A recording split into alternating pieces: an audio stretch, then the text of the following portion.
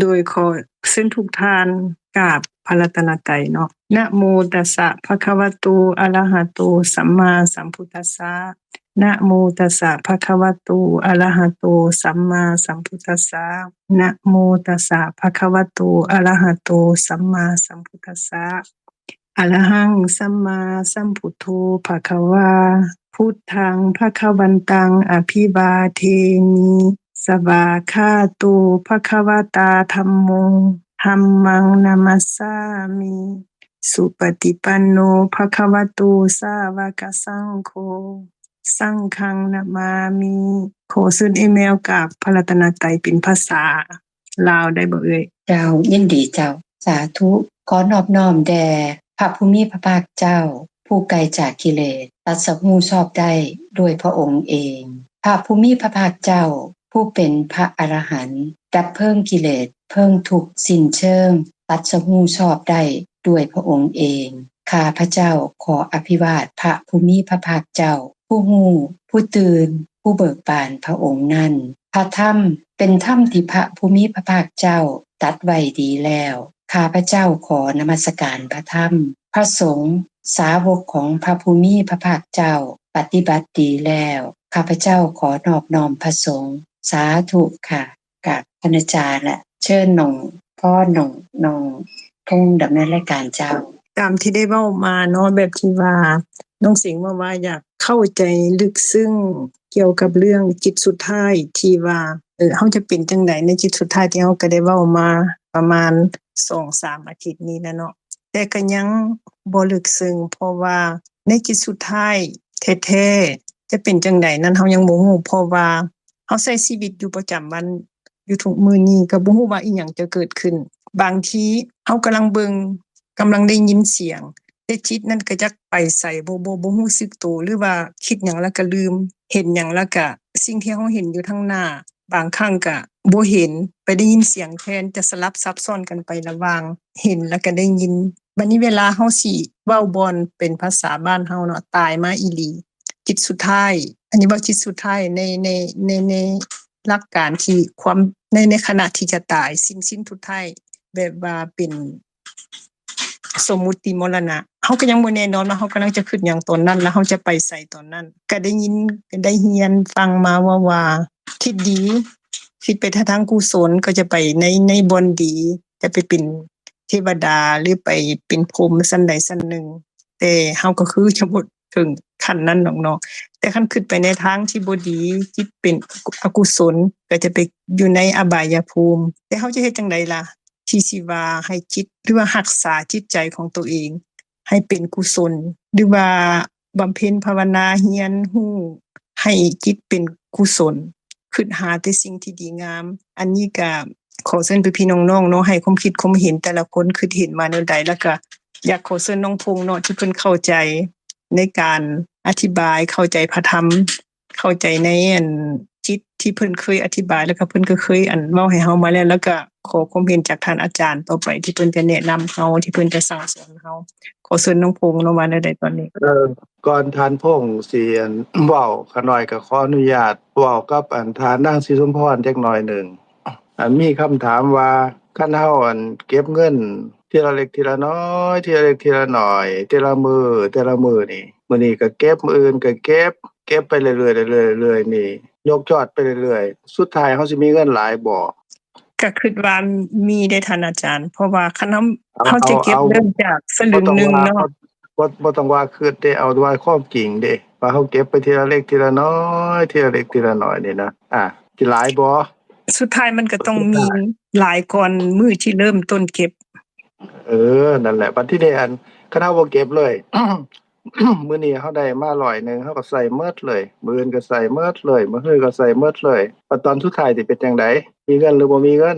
ถ้าจะบ่เริ่มตอนสุดท้ายก็จะบ่มีเนาะคือกันบัดทีนี้คันเฮาสะสมกุศลทีละเล็กทีละน้อยทีละเล็กทีละน้อยเพิ่มขึ้นมันก็หลายขึ้นเรื่อยๆเด้บัดทีนี้จิตสุดท้ายมันก็เป็นไปในส่วนที่เป็นกุศลด้วยผลของกุศลเพิ่นว่ากุศลวิบากมันก็นำไปสู่สุคติคือการไปเกิดสิเป็นสุขคือกันเขาเคย ล่มกันมาแล้วว่าเอาเสือกปอลีลาบอกใหญ่นี่ไปผูกต้นไม้ผูกแล้วเขาก็ค่อยดึงไปดึงไปดึงไปดึงไปมันก็ใหญ่ขึ้นไปนำเขาก็ดึงไปนำเด้บัดทีนี้คันมันอัน มันล่มมันสิล่มไปทางใดก็ล่มไปในทางที่มันเนื่องไปแม่นบ่ท่านอาจารย์นั่นแหละก็แม่นแล้วบัดทีนี้เฮาบ่ต้องไปย้านว่าโอ้ยจิตสุดท้ายสิเป็นจังได๋น้อคันเฮาสะสมไว้ดีแล้วจิตสุดท้ายมันก็เป็นไปตามที่ควรสิเป็นนั่นแหละโดยเหตุนั่นแหละอันเฮาเฮ็ดอกุศลสะสมไปเรื่อยๆเรื่อยๆสุดท้ายมันก็ด้วยอกุศลวิบากนั่นน่ะก็บ่ต้องไปห่วงดอกว่าสิไปเกิดไสมันก็ไปอยู่แล้วเพราะว่าเฮาเฮ็ดไว้แล้วเฮาเฮ็ดไว้แล้วเด้เฮาเฮ็ดไว้เองเด้มันก็ต้องไปทุกขติคือที่ไปอันเป็นทุกข์บัดทีนี้คันในชีวิตประจำวันล่ะในชีวิตประจำวันเฮาสะสมอกุศลคือความบ่ฉลาดหรือว่าบาปบาปคือความเศร้าหมองของจิตด้วยความร้อนไฟคือโลภะโทสะโมหะที่เผาจิตเผาก็ร้อนในแต่ละมื้อก็ยกยอดไปมื้ออื่นยกยอดไปมื้อฮื้อยกยอดไปเรื่อยๆๆแต่ละมื้อนั่นนี่ก็สะสมด้วยความร้อนอันนี้ในที่สุดก่อนตายน่ะด้วยอกุศลที่เฮาสะสมมาหลายนั่นน่ะก็ส่ำว่าเฮาเอาเสือกเอาปอลีลามาผูกไปอีกข้างหนึ่งเด็กผูกยอดมันต้นไม้มันก็เนิงไปอีกข้างหนึ่งกันหากขาดไปปุ๊บมันก็ไปพุ่นแล้วตกเหวตกห้วยไปพุ่นแล้วมันก็บ่ไปทางอันบกทางที่ดีที่งามแล้วก็เป็นจังซี่เฮาบ่ต้องไปห่วงเรื่องจิตสุดท้ายดอกแต่ว่าคันเฮาสิพิจารณาก็พิจารณาเดี๋ยวนี้แหละจิตสุดท้ายเดี๋ยวนี้เป็นจังไดจิตสุดท้ายเดี๋ยวนี้ก็เห็นเกิดขึ้นแล้วก็ดับก็เป็นจิตสุดท้ายเดี๋ยวนี้เด้เพิ่นว่าคณิกามรณะก็หมายความว่าตายทีละเล็กทีละหน่อยทีละขณะคำว่าตายบ่แม่นว่าบ่หันใจอย่างเดียวเด้ตายหมายความว่าการที่หมดไปดับไปสิ้นไปหายไปสูญไปบ่กลับมาอีกอย่างเห็นเนี่ยเห็นเฮาก็คุยเฮาก็ล่มกันมาแล้วว่าเห็นนี่ก็เป็นขันธ์ห้าอยู่กายเฮานี่แหละบ่อยู่ไสเด้บ่อยู่ในหนังสือเด้ขันธ์ห้านี่แหละก็เกิดขึ้นแล้วก็ดับไปได้ยินเกิดขึ้นแล้วก็ดับไปได้กลิ่นเกิดขึ้นแล้วก็ดับไป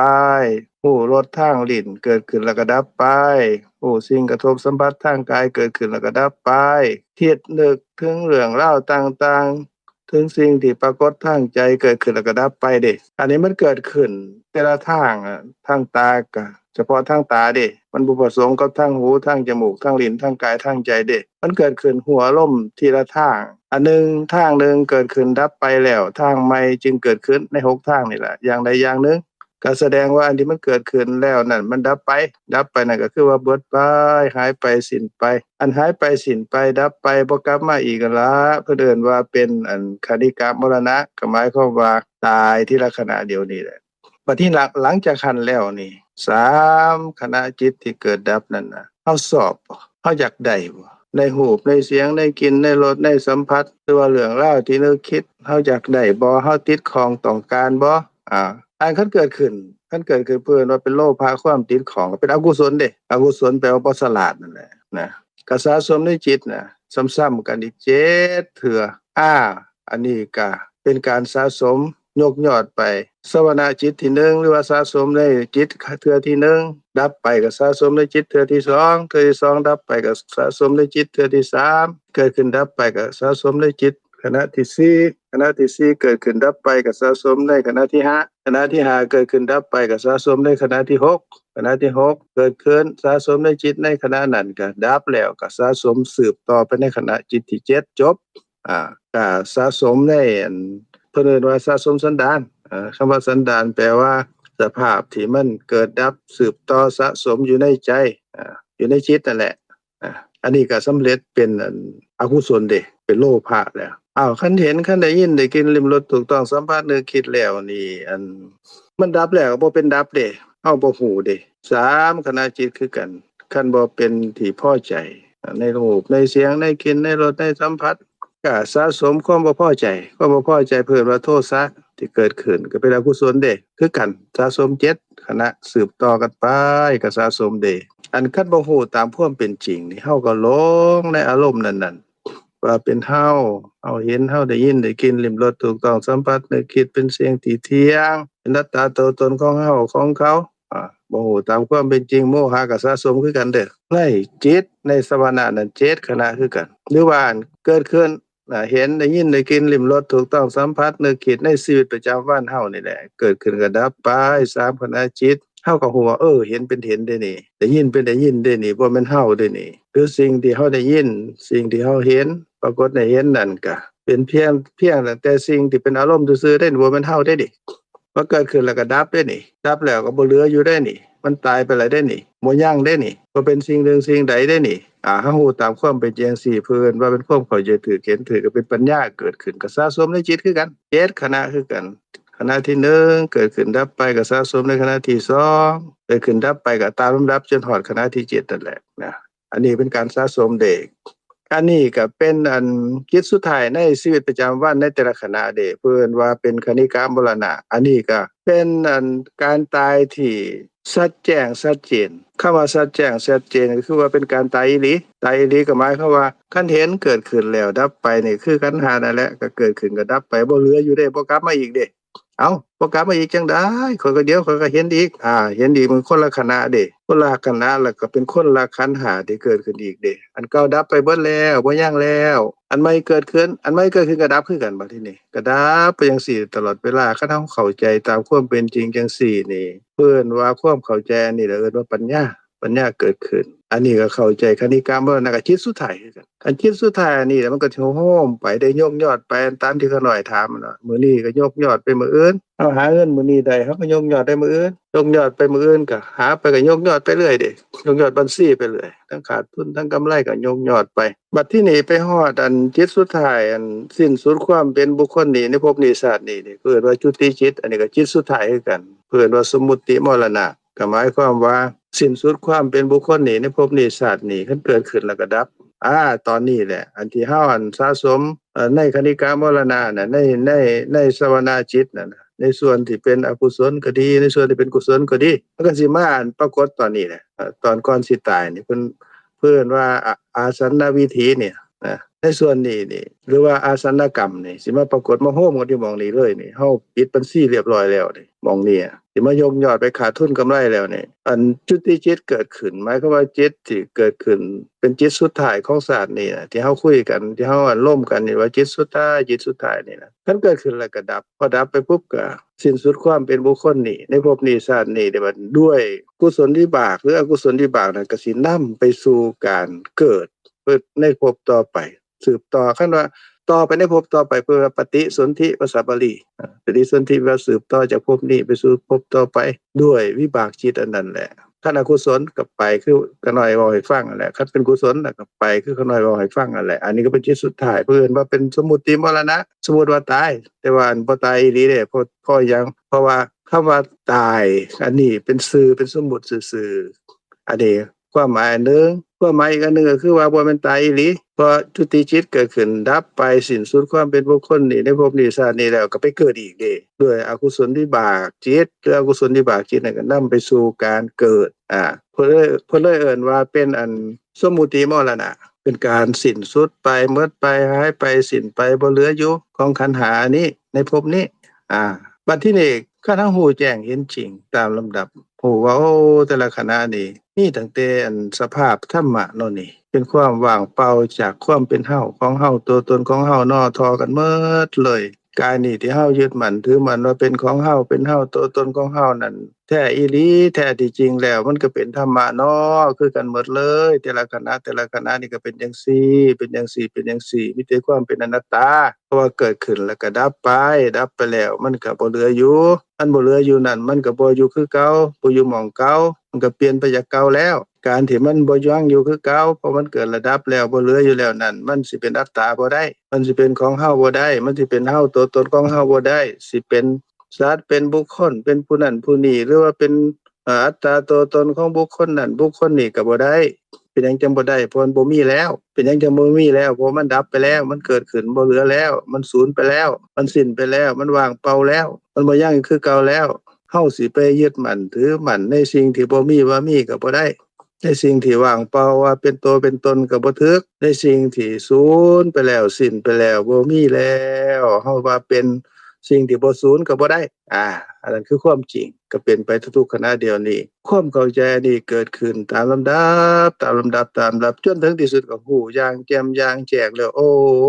กายนี่เป็นธรรมะเนาะกายใดๆก็เป็นธรรมะคือกันบ่แม่นเฮาเด้นี่ก็ละความสงสัยได้ว่าเป็นเฮาหรือบ่เป็นเฮาเกิดดับหรือบ่เกิดดับฮู้อย่างแจ่มอย่างแจ้งแล้วเด้ก็สะสมทีละเล็กทีละน้อยแล้วเข้าใจเพิ่มขึ้นจงบ่มีหยังสงสัยเด้อันนี้ความสงสัยความเข้าใจผิดว่ากายนี่เป็นตัวตนของเฮานั่นความสงสัยว่ากายนี่เป็นตัวตนของเฮานั่นหมดไป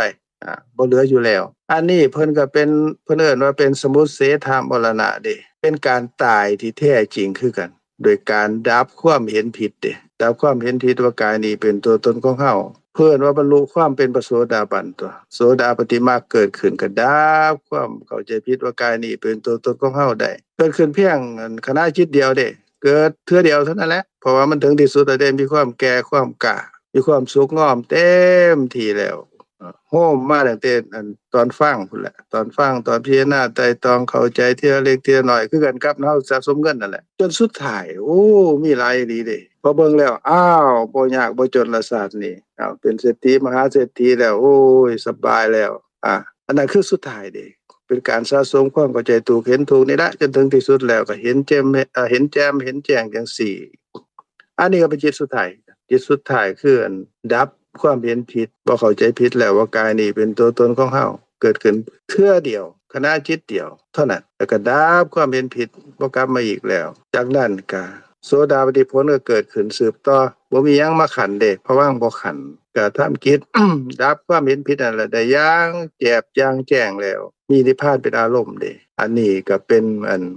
เพิ่นว่าสมุเฉทมรณะหรือว่าเป็นการนั่นตายคือกันแต่ว่าตายแบบเด็ดขาดคือกันอันนี้อันจากนั้นก็ความเข้าใจถูกเห็นถูกขึ้นตามลำดับนี่แหละก็บรรเทากามราคะได้บรรเทาโทสะให้เบาบางลงได้ก็เป็นพระอนาคามิพระสกทาคามีเด้เพิ่นมาเกิดในชาติเดียวเพิ่นก็บรรลุอรหันต์แล้วจากนั้นก็เห็นการเกิดดับนี่แหละเข้าใจความเป็นจริงนี่แหละจนสุขงอมถึงที่สุดเพิ่นก็ดับกามราคะก็ได้ดับโทสะได้อย่างหมดเกลี้ยงบ่เหลือเลยเพิ่นว่าพระอนาคามีก็เข้าใจถูกเห็นถูกว่าแต่ละขณะเดียวนี้แหละบ่มีเฮาของเฮาตัวตนของเฮานี่แหละเห็นการเกิดการดับนี่แหละจนถึงที่สุดก็ดับอวิชชาความบ่ฮู้นั่นให้หมดไปโดยบ่เหลืออวิชชาดับโดยบ่เหลือนั่นความติดข้องที่เป็นโลภะละเอียดที่ติดอยู่ในความเป็นรูปภพอรูปภพก็ดีหรือว่าติดในความสำคัญตนว่าเป็นพระอนาคามีก็ดีหรือติดในรูปฌานอรูปฌานในอารมณ์นั่นก็ดีดับหมดเลยอันนี้ก็เป็นสมุเฉทมรณะเป็นสมุเฉทปหานะหรือว่าสมุเฉทวิมุตติเป็นการตายโดยบ่มีอีหยังเหลืออีกก็หมายความว่ากิเลสทั้งหลายทั้งปวงก็ดับหมดทุกข์ในปัจจุบันก็ดับทุกข์อันสิเฮ็ดให้เกิดให้แก่ให้ตายก็บ่มีอันนี้ก็เป็นสมุเฉทมรณะคือกันอันนี้เขาน้อยก็เว้าให้ทานนางสิสมพรนั่นที่เพิ่นตั้งประเด็นมาก่อนนั่นนะให้ได้เข้าใจก่อนให้พวกเฮาได้ไปซอยไตร่ตรองซอยพิจารณาเบิ่งก่อนว่ามันเป็นจังซี่แหละนะก็คือจิตสุดท้ายคือกันจิตสุดท้ายแต่ละขณะหรือจิตสุดท้ายในการสิ้นสุดความเป็นบุคคลนี้ในภพนี้ชาตินี้หรือว่าจิตสุดท้ายที่มีความเข้าใจถูกเห็นถูกอย่างแจ่มอย่างแจ้งแล้วก็ดับความเห็นผิดได้ตามลำดับดับกิเลสได้ตามลำดับจนถึงที่สุดดับอวิชชาได้หมดสิ้นดับเหตุแห่งทุกข์ได้หมดสิ้นแล้วก็บ่มีความทุกข์จากกิเลสบ่มีแล้วกิเลสที่เป็นเหตุให้เกิดให้แก่ให้ตายบ่มีแล้วก็บ่ต้องเกิดบ่ต้องแก่บ่ต้องตายอีกโดยประมาณนี้เนาะเอาเชิญท่านพงษ์ถ้ามีหยังสิมาแบ่งมาปันให้ญาติให้พี่ให้น้องเฮาได้เข้าใจก็เชิญโดยสิ่งขออนุญาตเจ้าเราขอให้น้องพงษ์มันกล่าวที่เฮาเคยร่วมกันน้องพงษ์นั่นว่าสิซอกข้อมูลมาเว้าให้เอื้อยฟังน่ะเอกถามขอบใจคำถามเอื้อยศรีสมพรและขอบใจท่านอาจารย์ที่กล่าวได้ไพเราะละเอียดซึ่งอยากจากการพิจารณาที่อาจารย์กล่าวซึ่งเห็นว่าคือจิตหู้นี่นะจิตหู้ตัวเป็นใหญ่ตัวเป็นประธานนี่นะเห็นว่าได้ยินก็หมดไปได้เห็นก็หมดไปทุกกระทบสัมผัสแม่นหมดไปทุกขณะอดีตก็คือ เกิดแล้วก็ดับไปแล้วบ่มีอยู่จริงอนาคตก็คือความว่างเปล่าบ่มีอยู่จริงมีแต่ขณะนี้ตอนนี้คือเฮาเห็นตามความเป็นจริงว่ามันหมดไปทุกขณะเฮาบ่สร้างเฮาบ่ไปยึดบ่ไปติดแล้วมันก็บ่เป็นสาเหตุให้มันมีทุกข์คือเฮาพิจารณาตามที่อาจารย์มานี่ให้เห็นสภาวธรรมทุกขณะว่ามันหมดไปทุกขณะคือถ้าเฮาพิจารณาเรื่อยๆตรงนี้นะขน้อยเห็นว่าเฮาจะเข้าสภาวธรรมตามความเป็นจริงที่หลงว่ามีเฮามีเขานะที่จะบ่มีเฮามีเขาสะสมจุดนี้นะเรื่อยๆก็จะเพิ่มขึ้นเห็นว่าทุกอย่างหมดไปโมหะเกิดก็หมดไปโทสะเกิดก็หมดไปโลภะเกิดก็หมดไปสิ่งที่เป็นอกุศลทั้งปวงเกิดขึ้นก็หมดไปสิ่งที่เป็นกุศลทั้งหมดเกิดขึ้นแล้วก็หมดไปทุกสิ่งทุกอย่างเกิดทุกขณะแล้วก็หมดก็คือว่าอดีตน่ะบ่มีเพราะว่ามันดับไปแล้วอนาคตก็บ่มีเป็นความปรุงแต่งซื่อๆถ้าเฮาสะสมจุดนี้บ่นี้เรื่อยๆเห็นเรื่อยๆแต่ยับเข้าใกล้สภาวธรรมโดยที่ว่าว่างเปล่ามันก็เป็นซื่อเนาะว่างเปล่าที่บ่มีแนวเกาะน่ะที่บ่มีเฮาน่ะจุดนี้น่ะจะเพิ่มขึ้นเรื่อยๆสิ่งเห็นว่าเป็นแบบนั้นจะพยายามสืบต่อให้เห็นจุดนี้กราบขอบใจท่านอาจารย์หลายๆกราบขอบใจในกลุ่มสิ่งก็อยากฟังอยากนั้นต่อก็เลยออกมาล้ม ขอฟังต่อขอบใจน้องพงษ์เด้อน้องพงษ์ก็เป็นแรงบันดาลใจให้มาไต่ตองว่าอันนี้หลายตัวที่ว่าโมหะโทสะตัวที่อกุศลนี่นะเพราะมันเกิดกับเฮาทุกขณะถ้าเฮาฮู้ว่าเพิ่นเป็นอกุศลเด้อเป็นโมหะเด้อโทสะเด้อแล้วเฮาก็จะวางเพิ่นได้ง่ายเพราะเฮาฮู้ว่ามันเป็นอันเศร้าหมองแล้วเฮาก็วางเฮาดีใจแล้วอันดีใจเป็นติดของเฮาก็วางทุกอย่างมันเกิดดับอันเฮาวางทุกนี้เฮ็ดตามที่ท่านอาจารย์กล่าวมานี่ก็คือวางทุกขณะเห็นคือท้องฟ้ามันแจ้งขาวสว่างน่ะมีเมฆเป็นสีดำมาสีขาวมาแล้วก็มืดไปแต่ท้องฟ้าก็ยังสว่างอยู่เก่าเพราะว่าบ่ไปพัวพันกับสิ่งเหล่านั้นน่ะจิตเฮาคือกันธาตุรู้เฮาคือกันเฮาเห็นหมดทุกสิ่งทุกอย่างที่เกิดขึ้นแล้วมันก็หมดไปเฮาบ่ไปพัวพันแล้วมันก็บ่โตถ้าเฮาสืบต่อตัวนี้เรื่อยๆน่ะเฮาจะเข้าถึงสภาวธรรมตัวที่บ่มีเฮาหั้นใดสิ่งหั้นฟังมา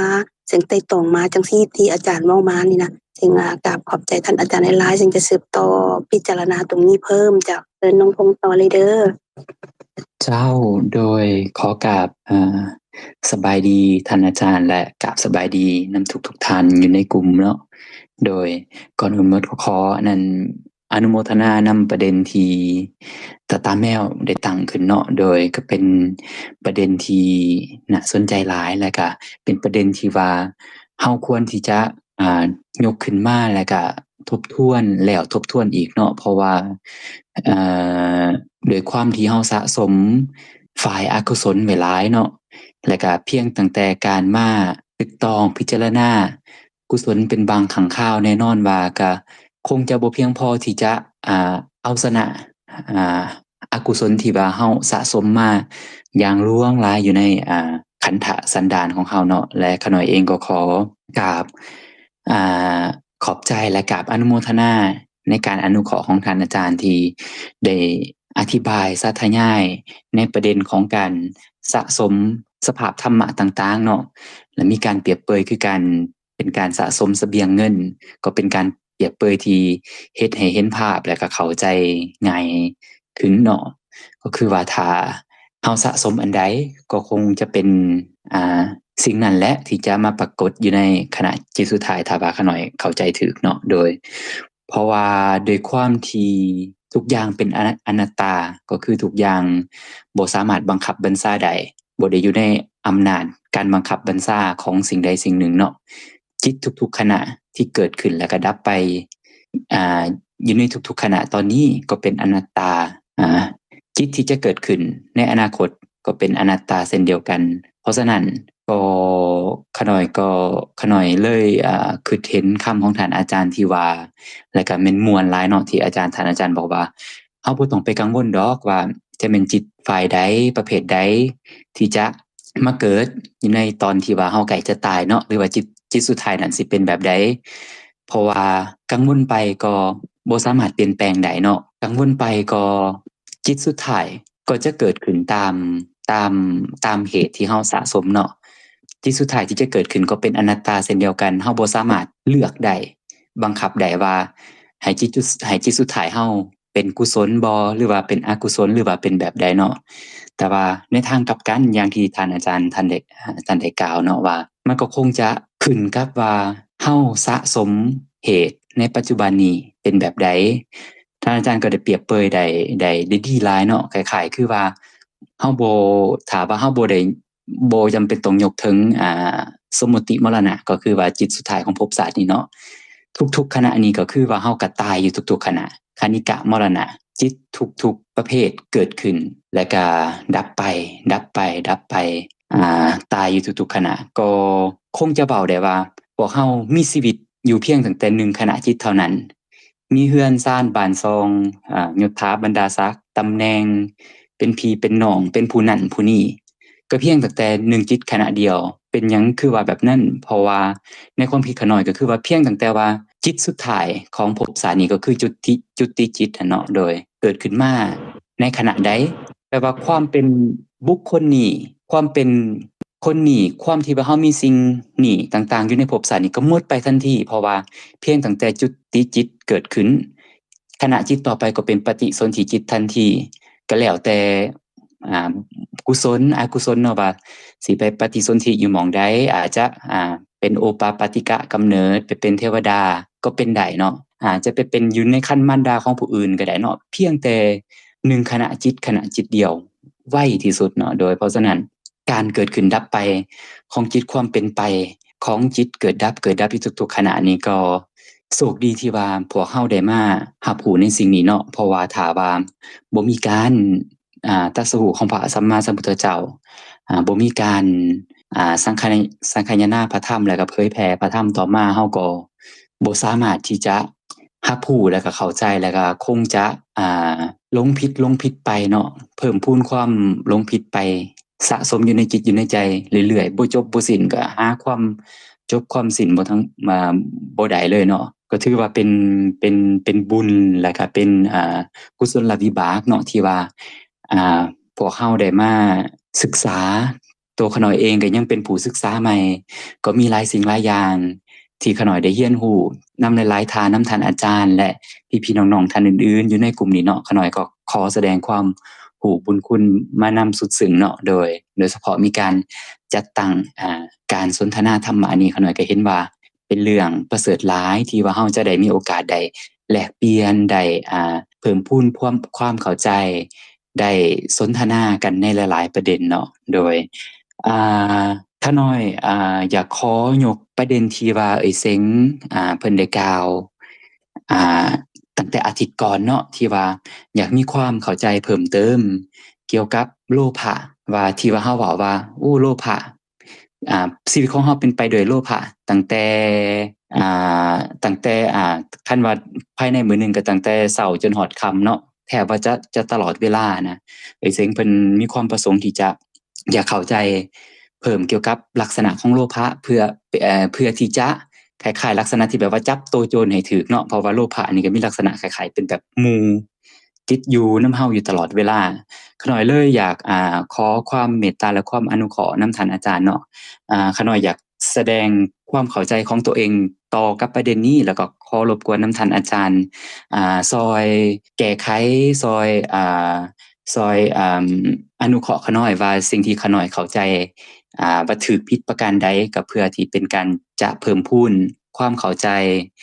ถูกแล้วก็ความรู้ให้แก่ตัวข้อยน้อยเนาะโดยข้อยน้อยเข้าใจว่าตั้งแต่เช้าฮอดแลงในชีวิตประจำวันเนาะสมมุติว่าชีวิตของเฮานี่แหละเนาะโดยก็คือการเป็นไปของจิตก็คือว่าจิตเกิดดับอยู่ขณะได้เห็นแน่ได้ยินแน่ได้กินลิ้มรสกระทบสัมผัสเกิดขึ้นมาบัดใดหลังจากนั้น3ขณะจิตก็เป็นไปด้วยโลภะซะส่วนใหญ่เนาะถ้าว่าข้อยน้อยยกตัวอย่างตอนเช้าของมื้อใดมื้อหนึ่งเนาะนับตั้งแต่ข้อยน้อยตื่นนอนลืมตาขึ้นมาข้อยน้อยก็เห็นว่าข้อยน้อยอยู่ในห้องนอนของข้อยน้อยก็มีตัวข้อยน้อยก็มีเป็นสิ่งใดสิ่งหนึ่งของข้อยน้อยแล้วข้อยน้อยลุกขึ้นข้อยน้อยไปเข้าห้องน้ำสะสางล้างถ้วยทุกๆขณะที่ว่าข้อยน้อยขยับตัวห่างกายตั้งแต่บ่อนนอนจนไปฮอดห้องน้ำเนาะก็เป็นไปด้วยโลภะทั้งนั้นหลังจากสะสางล้างถ้วยก็มีความเป็นตัวเป็นตนเลือกเครื่องนุ่งของถือใส่กินข้าวกินน้ำตอนเช้าอิหยังต่างๆ ตั้งแต่ตื่นนอนมาจนฮอดณขณะที่ขน้อยกล่าวมานี่ก็เป็นไปด้วยแทบจะโลภะเป็นส่วนใหญ่แน่นอนนะว่ามีเห็นมีได้ยินมีกระทบสัมผัสต่างๆแต่ว่า3ขณะหลังจากนั้นก็แทบจะว่าเป็นโลภะซะเป็นส่วนใหญ่เนาะโดยแต่ว่าบ่ได้เป็นจิตที่บ่ได้เป็นโลภะอย่างเดียวเนาะเพราะว่าจิตที่เป็นโลภะหรือว่าภาษาบาลีเพิ่นเอิ้นว่าโลภะมูลจิตที่มีสภาพความโลภเป็นมูลเป็นประธานนี่ก็ประกอบด้วยกันอยู่8ประเภทเนาะมีส่วนที่ประกอบด้วยความเห็นผิดอยู่4ประเภทส่วนที่บ่ประกอบด้วยความเห็นผิดอยู่4ประเภทเนาะโดยส่วนที่ประกอบด้วยความเห็นผิดก็มีแบบที่เกิดกับความพึงพอใจดีใจแยกออกเป็นอีก2ประเภทเนาะโดยประกอบด้วยความเฉยๆก็เป็นอีก2ประเภทเนาะแล้วก็แยกมาเป็นประเภทที่สามารถเกิดขึ้นเองโดยบ่ต้องอาศัยว่ามีไผสักส่วนอีก2ประเภทโดยแล้วก็ต้องอาศัยสิ่งสักส่วนอีก2ประเภทนั่นก็ขอกล่าวย่อๆเนาะโดยส่วนเรื่องรายละเอียดต่างๆขน้อยก็ขอความเมตตานำท่านอาจารย์เพิ่มเติมแต่ที่ขน้อยอยากลงลึกก็คือว่าที่ขน้อยอยากยกคือว่าความเข้าใจของขน้อยก็คือว่าถ้าว่าภายในชีวิตประจำวันของเฮาน่ะถ้าว่าเฮาบ่เป็นไปในบุญกิริยาวัตถุ10ประการก็คือมีทานมีศีลมีภาวนาเนาะมีการอ่อนน้อมมีการค้นคว้ยในกิจที่เป็นกุศลเนาะโดยมีการอนุโมทนากุศลมีการแผ่ส่วนกุศลมีการฟังธรรมมีการแสดงธรรมแล้วก็มีการเฮ็ดให้ความเห็นตรงเนาะโดยขน้อยมีความเข้าใจว่าถ้าว่าบ่เป็นไปใน10ประการนี้นะโดยก็แทบจะเว้าได้ว่าก็เป็นไปในอกุศลในส่วนที่เหลือโดยอกุศลในส่วนที่เหลือก็คือว่าถ้าบ่เป็นไปในความโลภก็คือเป็นไปในความโกรธถ้าบ่เป็นไปในความโกรธก็คือแน่นอนว่าเป็นไปในความหลงโดยแต่ว่าจิตที่เป็นอกุศลก็มีอยู่กัน12ประเภทเนาะโดยซึ่งแล้วแต่ว่าสิ่งที่ประกอบกับจิตก็คือว่าเจตสิกจะเป็นฝ่ายประเภทใดเพราะฉะนั้นก็เฮ็ดให้เฮาแบบสามารถแบบนึกคิดได้ว่าโอ้มื้อนึงนี่นะการที่กุศลจะเกิดขึ้นนี่ก็ค่อนข้างที่จะเป็นไปได้ยากถ้าว่าบ่ได้อยู่ในขณะที่ว่าเฮาให้ทานรักษาศีลเจริญภาวนาแล้วก็กิจการงานต่างๆที่อยู่ในบุญญกิริยาวัตถุ10หั่นน่ะก็แทบจะบอกได้ว่าเฮาก็เป็นไปในอกุศลเพราะฉะนั้นความเห็นถือความเข้าใจถือแล้วก็ความบ่ประมาทในโทษในภัยของอกุศลแล้วก็ความเห็นคุณที่ว่ากุศลน่ะเกิดได้ยากแล้วก็เป็นสิ่งที่ว่าเฮาควรจะเพิ่มพูนเป็นสิ่งที่เฮาควรที่จะค้นคว้าโดยเฉพาะกุศลที่ประกอบด้วยความเข้าใจถูกเนาะโดยการที่ว่าเฮาสะสมความเข้าใจถูกนี้ก็จะเป็นเหตุเป็นปัจจัยให้ความเข้าใจผิดลดลงไปตามลำดับโดยความเข้าใจของขน้อยต่อกับสภาพจิตที่เป็นความโลภที่ว่ามีอยู่ในชีวิตประจำวันก็มีประมาณนี้เนาะโดยขน้อยก็ขอความเมตตาขอความอนุเคราะห์นำท่านอาจารย์ได้แสดงในข้อเพิ่มเติมหรือว่าถูกผิดประการใดก็รบกวนท่านอาจารย์ตักเตือนช่วยบอกขน้อยเด้อโดยเชิญท่านอาจารย์เจ้าอนุโมทนาบุญนำอันทานนางทองเสงแล้วก็ทานพงษ์แล้วก็ทานนางศรีสมพรที่เพิ่นตั้งประเด็นถามแล้วก็เพิ่นซอยแสดงความเข้าใจพระธรรมในการพิจารณาไตร่ตรองแล้วก็นำมาแบ่งมาปันพวกเฮาในหลายแง่หลายมุมไปซอยกันพิจารณาความเข้าใจก็สิเกิดขึ้นลางเทื่อก็น้อยเว้าไป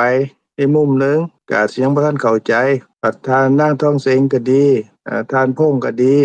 เพิ่นเว้าอีกแง่มุมหนึงเฮาก็อาจสิเข้าใจเพิ่มขึ้นซอยเสริมซอยเติมมันขึ้นก็เป็นนั่นสิ่งที่เป็นอุปการะเกื้อหนุนเป็นการซอยเหลือซึ่งกันและกันเด้นี่แหละเป็นความเมตตาปรารถนาให้เป็นสุขเพราะว่าพระพุทธศาสนาพระพุทธเจ้าเพิ่นตรัสรู้นี่เพิ่นแสดงธรรมนั้นเพื่อความสุข ความสุขในปัจจุบันในชีวิตประจำวันความสุขในโลกหน้าแล้วก็ความสุขในการดับทุกข์ในวัฏฏะดับความเกิดความแก่ความตายอันนี้เป็นความสุขอย่างเดียวผู้ใดก็ตามเกิดมาในโลกนี้ก็ดีก็ล้วนตั้งแต่ต้องการความสุขทั้งนั้นถ้าหากว่าต้องการความสุขแล้วนี่ก็มีในพระพุทธศาสนาเด้อเพราะว่าพระพุทธเจ้าเพิ่นสอนเพิ่นแสดงธรรมแจกแจงแยกแยะให้ได้รับประโยชน์คือความสุขที่ทั้งเทวดาและมนุษย์ทั้งหลายต้องการนั่นแหละคันได้ฟังพระธรรมพิจารณาไตร่ตรองพระธรรมแล้วก็นี่แหละมาถึงหม้องแล้ว ความเข้าใจถูกความเห็นถูกก็เกิดขึ้นอันนี้ขน้อยก็อนุโมทนานำสุผู้สุคนนั่นแหละทั้งอันผู้บ่เว้าก็ดีผู้เว้าก็ดีนะก็ได้เป็นกำลังใจซึ่งกันและกันเกิดมาในภพนี้ชาตินี้ได้พบกันเห็นกันเป็นบ่เห็นกันก็ได้ยินเสียงกันนี่ก็ชื่อว่าได้เป็นญาติเป็นพี่เป็นน้องในการร่วมเกิดร่วมแก่ร่วมตายในภพนี้ชาตินี้มาพอกันก็สิ่งที่ดีที่สุดที่ให้กันได้ก็คือนี่แหละอริยทรัพย์นี่แหละที่ติดตามโตเฮาไปได้ในทุกคนทุกแห่งในที่ทุกสถานในการทุกเมื่อทุกภพทุกชาตินี้เฮาสิเห็นกันจังซี่ช่วยกันได้กันช่วยข้าวช่วยน้ำช่วย เอื้อเฟื้อเจือจานกันมันก็ดี แต่ว่าช่วยได้แต่ชาตินี้เด้อันจากชาตินี้ไปแล้วนี่จักมันสิไปเกิดอยู่ไสเกิดเป็นคนแล้วก็บ่ฮู้จักกันอีกแต่ว่าสิ่งที่เฮาให้นี่ให้กันนี่คือความเข้าใจถูกความเห็นถูกนี่อันสูงสุดคืออันอริยทรัพย์คือปัญญานี่คือความเข้าใจนี่เป็นสิ่งที่นำไปช่วยทุกคนทุกแห่งเด้ในที่ทุกสถานในการทุกเมื่อทุกภพทุกชาติแม้นเฮาบ่ฮู้จักกันแล้วก็ให้กันในชาตินี้แหละก็นำไปทุกภพทุกชาติการให้ธรรมทานนี่คือความจริงที่พระพุทธเจ้าเพิ่นประทานไว้นี่คือให้ความสุขนี่แหละความสุขในภพนี้ในชาตินี้แล้วก็ความสุขในการบ่เกิดบ่แก่บ่ตายแต่ว่าก่อนเฮาสิดับความเกิดความแก่ความตายคือบรรลุความเป็นพระอรหันต์ได้นี่ก็เป็นทางไกลอันกันดารในวัฏฏะแต่ว่าสันเสบียงที่เฮาให้กันได้คืออริยทรัพย์คือศรัทธาคือศีลคือหิริโอตตัปปะพหุสัจจะคือการฟังพระธรรมนี่แหละแล้วก็จาคะการสละแบ่งปันแล้วก็ปัญญาเป็นสูงสุดที่เกิดขึ้นก็จากการได้ฟังความจริงที่พระพุทธเจ้าเพิ่นประทานไว้แสดงไว้เอาพิจารณาไตรตรองฮู้หน่อยก็ให้กันหน่อยฮู้หลายก็ให้กันหลายชื่อว่าเป็นการให้อมตะก็ให้ทุกสิ่งทุกอย่างเด้อันนี้ขน้อยก็อนุโมทนานำสุผู้ทุกคนนั่นแหละทั้งท่านที่เข้ามาฟังกับท่านที่ซอยถามซอยแสดงความคิดเห็นซอยแสดงความจริงคือพระธรรมในประเด็นที่ท่านพงษ์ได้เว้าถึงอดีตอนาคตปัจจุบันก็ดีท่านพงษ์ว่าอดีตมันมีบ่อนาคตมันมีบ่ปัจจุบันมันมีบ่ท่านพงษ์อยู่บ่น้อโดยอยู่ท่านอาจารย์โดยอดีตมีบ่อนาคตมีบ่ปัจจุบันมีบ่ก็หมดไปแล้วสภาพธรรมที่เกิดขึ้นไปแล้วก็หมดไปแล้วคืออากาศนั่นแหละคือท่านอาจารย์ได้กล่าวเคยกล่าวโดยบัดที่นี่คันสิว่ามีก็มีโดยสมมุติเด้โดยจริงโดยสมมุติเพิ่นว่าสมมุติสัจจะก็พวกเฮาคุยกันเว้ากันนี่ล่ะในอดีตที่ผ่านมาข้อยเป็นจังซั่นเป็นจังซี่อนาคตข้อยอยากเป็นอันนั้นอันนี้ปัจจุบันอันนี้ข้อยก็กำลังเฮ็ดอันนั้นอันนี้อยู่อันนี้ก็เป็นความจริงเด้มีอยู่มีโดยความเป็นจริงแม่นบ่ล่ะโดยสมมุติเป็นจริงโดยสมมุติอันนี้เป็นความจริงของพวกเฮาดิเอามาใส่สื่อสารกันภาษาใดเพิ่นก็สมมุติคือกันบัดที่นี่โดยความเป็นจริงที่บ่มีชื่อนี่เป็นความจริงที่เป็นสภาวะที่เป็นจริงเอิ้นว่าสภาวะธรรมนี่ธรรมะแปลว่าความจริงสภาวะความจริงเอิ้นว่าสภาวะธรรมอันนี้เฮาก็เข้าใจกันแล้วเนาะโดยบัดที่นี่ทานพ่องเดียวนี่คิดถึงอันที่เฮาคุยกันอารมณ์กันเมื่อกี้นี่เกี่ยวกับทานพ่องแสดงธรรมก็ดีขน้อยเว้าก็ดีทานพ่องคิดถึงสิ่งนั้นนี่คิดตอนนี้หรือว่าคิดตอนไหนคิดถึงสิ่งนั้นก็คิดตอนนี้ท่านอาจารย์คิดถึงตอนนี้บัดที่นี่คันทานพ่องคิดถึงไปตอนข้างหน้าว่าอาทิตย์หน้านี่หรือว่าต่อไปข้างหน้าสิถามอีหยังดีเนาะอันนี้ทานพ่องคิดตอนใดก็คิดตอนนี้เช่นเดียวกันท่านอาจารย์ตอนนี้บัดนี้ตอนนี้นี่มันเกิดขึ้นแล้วมันก็ดับบ่โดยเกิดขึ้นแล้วก็ดับท่านอาจารย์บัดที่นี่อันที่ท่านพ่งคิดถึงอดีตอดีตบ่มีเด้มันเป็นความคิดที่เกิดในปัจจุบันแม่นบ่เป็นความจำที่เป็นความจำในอดีตโดยเป็นเพียงตั้งแต่ความจำแต่ว่าเกิดในปัจจุบันแล้วก็หมดไปแล้วโดยแล้วการที่ข้างหน้าก็บ่ทันมีแต่ว่าท่านพ่งก็คิดเดียวนี้แม่นบ่โดยบัดที่นี่เดียวนี้คิดแล้วก็เกิดขึ้นแล้วก็ดับโดยตกลงว่าปัจจุบันนี้ก็เกิดขึ้นแล้วก็ดับก็เป็นอนัตตาบ่ยังอยู่คือเก่าปัจจุบันนี้มันเป็นอนาคตของคณะที่ผ่านมาเมื่อกี้นี่แม่นบ่โดยปัจจุบันนี้เป็นอนาคตของคณะที่ดับไปแล้วโดยแม่นๆโดยแล้วก็ปัจจุบันเดียวนี้นี่มันก็สิเป็นอดีตของคณะต่อไปแม่นบ่โดยคณะปัจจุบันก็จะเป็นอดีตของคณะต่อไปโดยแม่นๆโดย บัดทีนี้ขณะเดียวนี้เฮามาคิดเกิดขึ้นแล้วก็ดับไปบ่เหลืออยู่ก็แสดงว่าปัจจุบันนี่ก็เป็นทั้งอดีตเป็นทั้งอนาคตแม่นบ่ โอ้โดยแม่นโดยเป็นทั้งอดีตแล้วก็เป็นทั้งอนาคตแล้วทั้งอดีตทั้งอนาคตนั้นมันเป็นอนัตตาแม่นบ่ เป็นอนัตตาทุกๆขณะเลยท่านอาจารย์ตกลงว่าก็บ่มีฐานพงบ่มีขาน้อยบ่มีผู้ใดบ่มีอดีตบ่มีอนาคตมีแต่สภาพธรรมเด้แม่นบ่โดยเป็นแบบนั้นเนาะท่านอาจารย์ตลอดอันนี้ล่ะเพิ่นเอิ้นว่าฮู้อดีตฮู้อนาคตฮู้ปัจจุบันคันบ่โดยคันบ่ฮู้อันนี้เด้ฮู้ว่าเป็นอดีตก็เป็นเฮาเป็นเขาเอาคิดถึงอันนั้นอันนี้มื้อเช้านี่คนก็เว้าให้เฮาจังซั่นจังซี่เฮ็ดจังซั่นจังซี่หม้องเฮ็ดงานเฮาก็เฮ็ดดีๆแล้วก็สกปรกมาเฮ็ดแนวนั้นแนวนี้อันนั้นก็แตกอันนี้ก็แตกอันนั้นก็บ่งามบ่ดีมื้อเช้านี่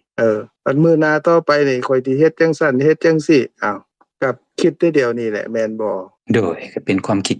ณขณะเดียวนี้โดยคิดไปแล้วก็เครียดแม่นบ่ล่ะโดยถ้าคิดไปในทางที่ต้องแบบนั้นแบบนี้ก็มีความเคร่งเครียดไปนำโดยแม่นท่านอาจารย์เพิ่นก็เอิ้นว่าเป็นโทสะเจตสิกคำว่าเจตสิกก็แปลว่าสิ่งที่เกิดกับจิตแม่นบ่ล่ะโดยเป็นจิตคิดที่เกิดบวกกับอาจารย์มีโทสะเจตสิกเกิดนำสิเนาะท่านอาจารย์เนาะบัดทีนี้เป็นท่านพงเครียดบ่เป็นขน้อยที่เครียดถ้าโดยความเข้าใจของขน้อยเป็นขน้อยนี่แหละเครียดโดยเครียดให้ผู้นั้นผู้นี้บัดทีนี้อันแม่นท่านพงอันคิดไปโอ้มื้อเช้านี่มื้อวานนี่มื้อก่อนนี่เฮาไปเฮ็ดอันนั้นผู้นั้นเฮ็ดอันนี้อันโน้นถูกใจเฮาเด้เข้าท่าดีแล้วผู้นั้นเอานี่มาให้ผู้นั้นนี่มาให้ผู้นั้นส้มเฮาผู้นั้นให้ของกินกับเฮาโอ้ยแซ่บหลายนะเว้ากระตึกหูเฮาเว้าม่วนอันนี้เฮาก็ติดใจแม่นบ่ดีใจแม่นบ่โอ้โดยถูกย่องก็ดีใจถูกชื่นชมก็ดีใจโดยเขาของแซ่บของฮักมาให้งามๆเสื้อผ้าก็ดีหรือว่าอาหารการกินแซ่บๆมาให้ก็ดีก็ติดใจแม่นบ่โดยติดใจดีใจถูกใจโดยถูกใจหลายบัดทีนี้คันเฮาคิดไปว่ามื้ออื่นมื้อฮื้อนี่จังได๋เขามาให้เฮาอีกนะหรือว่าเฮาสิไปหากินหม้องใดอีกเนาะของแซ่บๆที่เขามาให้นี่อันเป็นอันแก้วบองบ่เป็นตำบักหุ่งปิ้งไก่หม้องนั้นหม้องนี้เขาเฮ็ดขายอยู่ร้านนั้นร้านนี้เฮาสิไปกินก็คิดไปก็ด้วยความเป็นเฮาด้วยความอยากแม่นบ่โดยคิดด้วยความอยากได้นั่นแหละท่านอาจารย์โดยอยากได้บัดทีนี้ก็คือในปัจจุบันนี่แหละแม่นบ่แม่นโดยแม่น3เดือนหรือว่า3ปีที่ผ่านมาหรือว่า20ปีที่ผ่านมาเฮาจำได้อยู่ทั้งสิ่งที่ดีทั้งสิ่งที่บ่ดีทั้งมาคิดเดี๋ยวนี้ก็โทสะเกิดเดี๋ยวนี้แหละมาคิดเดี๋ยวนี้ในสิ่งที่เฮาติดข้องต้องการก็โลภะเกิดเดี๋ยวนี้ละแม่นบ่โดยเดี๋ยวนี้เลยท่านอาจารย์อันนี้มันเฮาสะสมในปัจจุบันแม่นบ่แม่นแล้วโดยก็แม่นสิ่งที่พอมันเกิดขึ้นเดี๋ยวนี้เนาะแล้วมันก็เป็นไปในโลภะโทสะก็แม่นตัวเฮาสะสมในปัจจุบันโดยแม่นบัดทีนี้อันนี้เป็นไปในชีวิตประจำวันของปุถุชนทั้งหลายแม่นบ่ผู้ที่บ่ได้สดับพระธรรมบ่ได้พิจารณาพระธรรมเป็นจังซี่แม่นบ่โดยถ้าว่าบ่เคยได้ยินได้ฟังว่าลักษณะสภาพธรรมะเป็นแนวใดหรือว่าความโกรธก็บ่แม่นเฮาความโลภก็บ่แม่นเฮาก็สิแม่นขน้อยคิดในปัจจุบันนี้ก็คิดถึงผู้นั้นผู้นี้ด้วยความโกรธแน่บางทีด้วยความพอใจแน่ความถูกใจแน่ความชื่นชมแน่โดยแต่ก็มีขน้อยมีเขามีผู้นั้นผู้นี้แล้วก็เป็นความโกรธความโลภจังซี่แหละไปตลอดทุกๆขณะโดยอันนี้ก็เป็นไปในชีวิตประจำวันในปัจจุบันนี้แม่นบ่โดยเป็นในปัจจุบันนี้ขณะนี้เดี๋ยวนี้เลยโดยตั้งแต่ใดละโดยบัดทีนี้ในชีวิตประจำวันเฮาก็เลยจมอยู่กับในความจริงโดยสมมุติด้วยความเป็นเขาเป็นเฮาเป็นสัตว์เป็นบุคคลเป็นสิ่งใดเป็นสิ่งที่เขาเว้าเป็นสิ่งที่เขาเฮ็ดให้เฮาเห็นหรือเป็นสิ่งที่เฮาได้ยินในที่เขาเว้าหรือว่าในสิ่งที่กินที่บ่ดีกินที่บ่ดีบ่ถูกอกถูกใจหรือกินที่ดีที่ถูกอกถูกใจหรือว่าของแซ่บของบ่แซ่บหรือว่าสิ่งที่กระทบสัมผัสทางกายที่เป็นสุขเป็นทุกข์ในส่วนเหล่านี้คันเป็นจังซี่แล้วคิดในอดีตก็เป็นเฮาคิดถึงในอนาคตก็เป็นเฮาคิดถึงในปัจจุบันก็เป็นเฮาก็กลายเป็นว่ามีทั้งอดีตด้วยความเป็นเฮามีทั้งอนาคตด้วยความเป็นเฮามีทั้งปัจจุบันด้วยความเป็นเฮามีทั้งอดีตอนาคตปัจจุบันด้วยความเป็นเฮาเป็นเขาเป็นสัตว์เป็นบุคคลด้วยความเป็นเฮาเป็นตัวตนของเฮา หรือว่าเป็นเฮาเป็นเขาเป็นตัวตนของเขาเป็นสัตว์เป็นบุคคลเครียดก็เป็นเฮามักอยากได้ก็เป็นเฮาก็เป็นเฮาจังซี่ตลอดตกลงว่ามีตั้งแต่สิ่งที่เป็นของที่เที่ยงมีแต่สิ่งที่เป็นอัตตาตัวตนอันนี้เป็นไปในชีวิตประจำวันแม่นบ่โดยก็เป็นแบบนั้นอีหลีท่านอาจารย์แล้วก็จุ่มแซ่อยู่แบบนั้นอยู่ตลอดเวลาเลยท่านอาจารย์ก็แสดงว่าเฮาก็ต้องจมอยู่ในอันสมมุติสัจจะคือจริงโดยสมมุติจริงโดยพวกเฮาที่เฮายึดมั่นถือมั่นกันอยู่นี้แล้วก็ตลอดชีวิตก็เป็นจังซี่บัดทีนี้หลังจากเห็นหลังจากได้ยินได้กินลิ้มรสถูกต้องสัมผัสนึกคิดก็ปัจจุบันนั่นแหละที่เกิดขึ้นแล้วก็ดับไปแล้วก็เป็นอดีตสิเกิดข้างหน้าก็เป็นอนาคตแต่ว่าเฮาบ่ฮู้จังซี่ก็กลายเป็นว่าแม่นที่มันเกิดแล้วในอดีตในการเห็นก็ตามการได้ยินได้กินลิ้มรสถูกต้องสัมผัสนึกคิดก็ตามหรือสิเกิดในอนาคตเฮาคิดถึงก็ตามก็พอเกิดในปัจจุบันนี่แหละก็เป็นเฮาทั้งหมดจากนั้นเฮาก็ติดของเด้แม่นบ่เพราะด้วยความเป็นเฮาเด้คันพงว่า3คณะจิตนั่นแม่นบ่ล่ะโดยแม่นๆท่านอาจารย์บัดทีนี้ในสวนะคำว่าสวนะนี่แปลว่ามันแล่นไปมันแล่นไปหรือว่ามันก็ก้าวไปในอารมณ์ที่เป็นโลภะที่เป็นอกุศลนี่แหละคือบ่ฉลาดนี่แหละหรือเป็นกิเลสคือความเศร้าหมองของจิตนี่แหละมันสิเกิดซ้ำๆกันเด้แม่นบ่ล่ะโดยเกิดซ้ำกันโดย7คณะแม่นบ่โดย7คณะนี่แม่นแต่ละคณะก็ให้ผลบ่คือกันอีกเนาะท่านอาจารย์เนาะคณะที่1ก็ให้ผลในชาตินี้คณะที่2ถึงคณะที่6คณะนี้มันก็สินำไปในชาติหน้าเด้ซ้ำกันกับอันนายพรานสุนัขกันเด้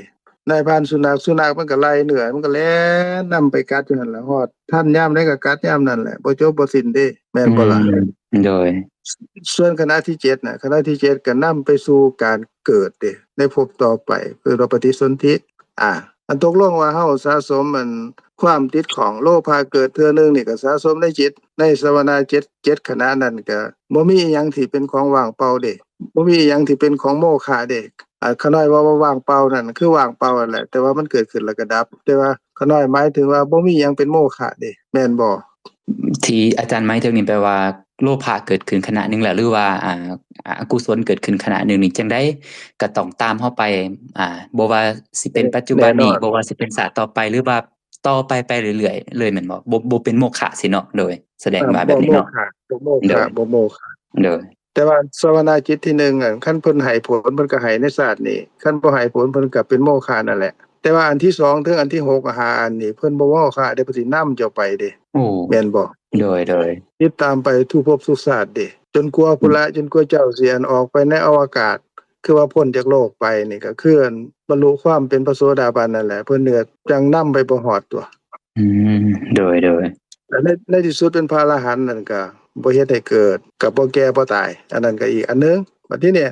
สวนะที่7นั่นก็บ่โมฆะเด้เพิ่นสิเฮ็ดให้เกิดในภพต่อไปแต่ว่ามันมีอยู่19ประเภทประเภทใดประเภทนึงให้ผลมาเกิดเป็นคนแล้วคันเสียเฮาเฮ็ดบาปเฮาสิไปเกิดในนรกเฮาก็บ่ไปเด้จบกันในพวกนั้นบ่ให้ผลเพราะว่าให้ผลในชาตินี้แล้วใน19อย่างแต่ว่าชาติต่อไปก็สวนะที่7ก็ให้ไปอันนี้ก็บ่ต้องกังวลเว้าให้ฟังซื่อๆบัดที่นี่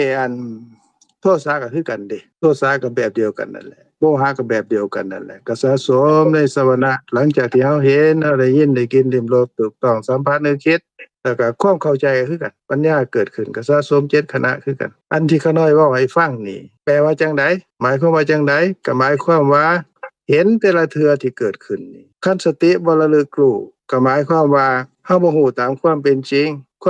ในที่นี่ความเป็นจริงที่บ่มีชื่อเด้ความเป็นจริงอันสูงสุดเป็นความเป็นจริงเพิ่นว่าปรมัตถสัจจะจริงโดยที่สุดตามไปแล้วนี่บ่มีความเป็นเฮาของเฮาตัวตนของเฮาเป็นสภาวะที่เกิดขึ้นแล้วก็ดับไปบ่เหลืออยู่คำว่าดับไปบ่เหลืออยู่คือคนตายแล้วนั่นแหละคนสมัยก่อนๆตั้งแต่บรรพบุรุษเฮาพุ่นเพิ่นก็คือเฮานี่แหละเพิ่นก็เกิดขึ้นมีชีวิตความเป็นไปที่สุดเพิ่นตายไปแล้วนั้นท่านพงว่ายังบ่บ่ยังท่านอาจารย์คันเฮาบ่เว้าว่ายังหรือบ่ยังนี่สภาพที่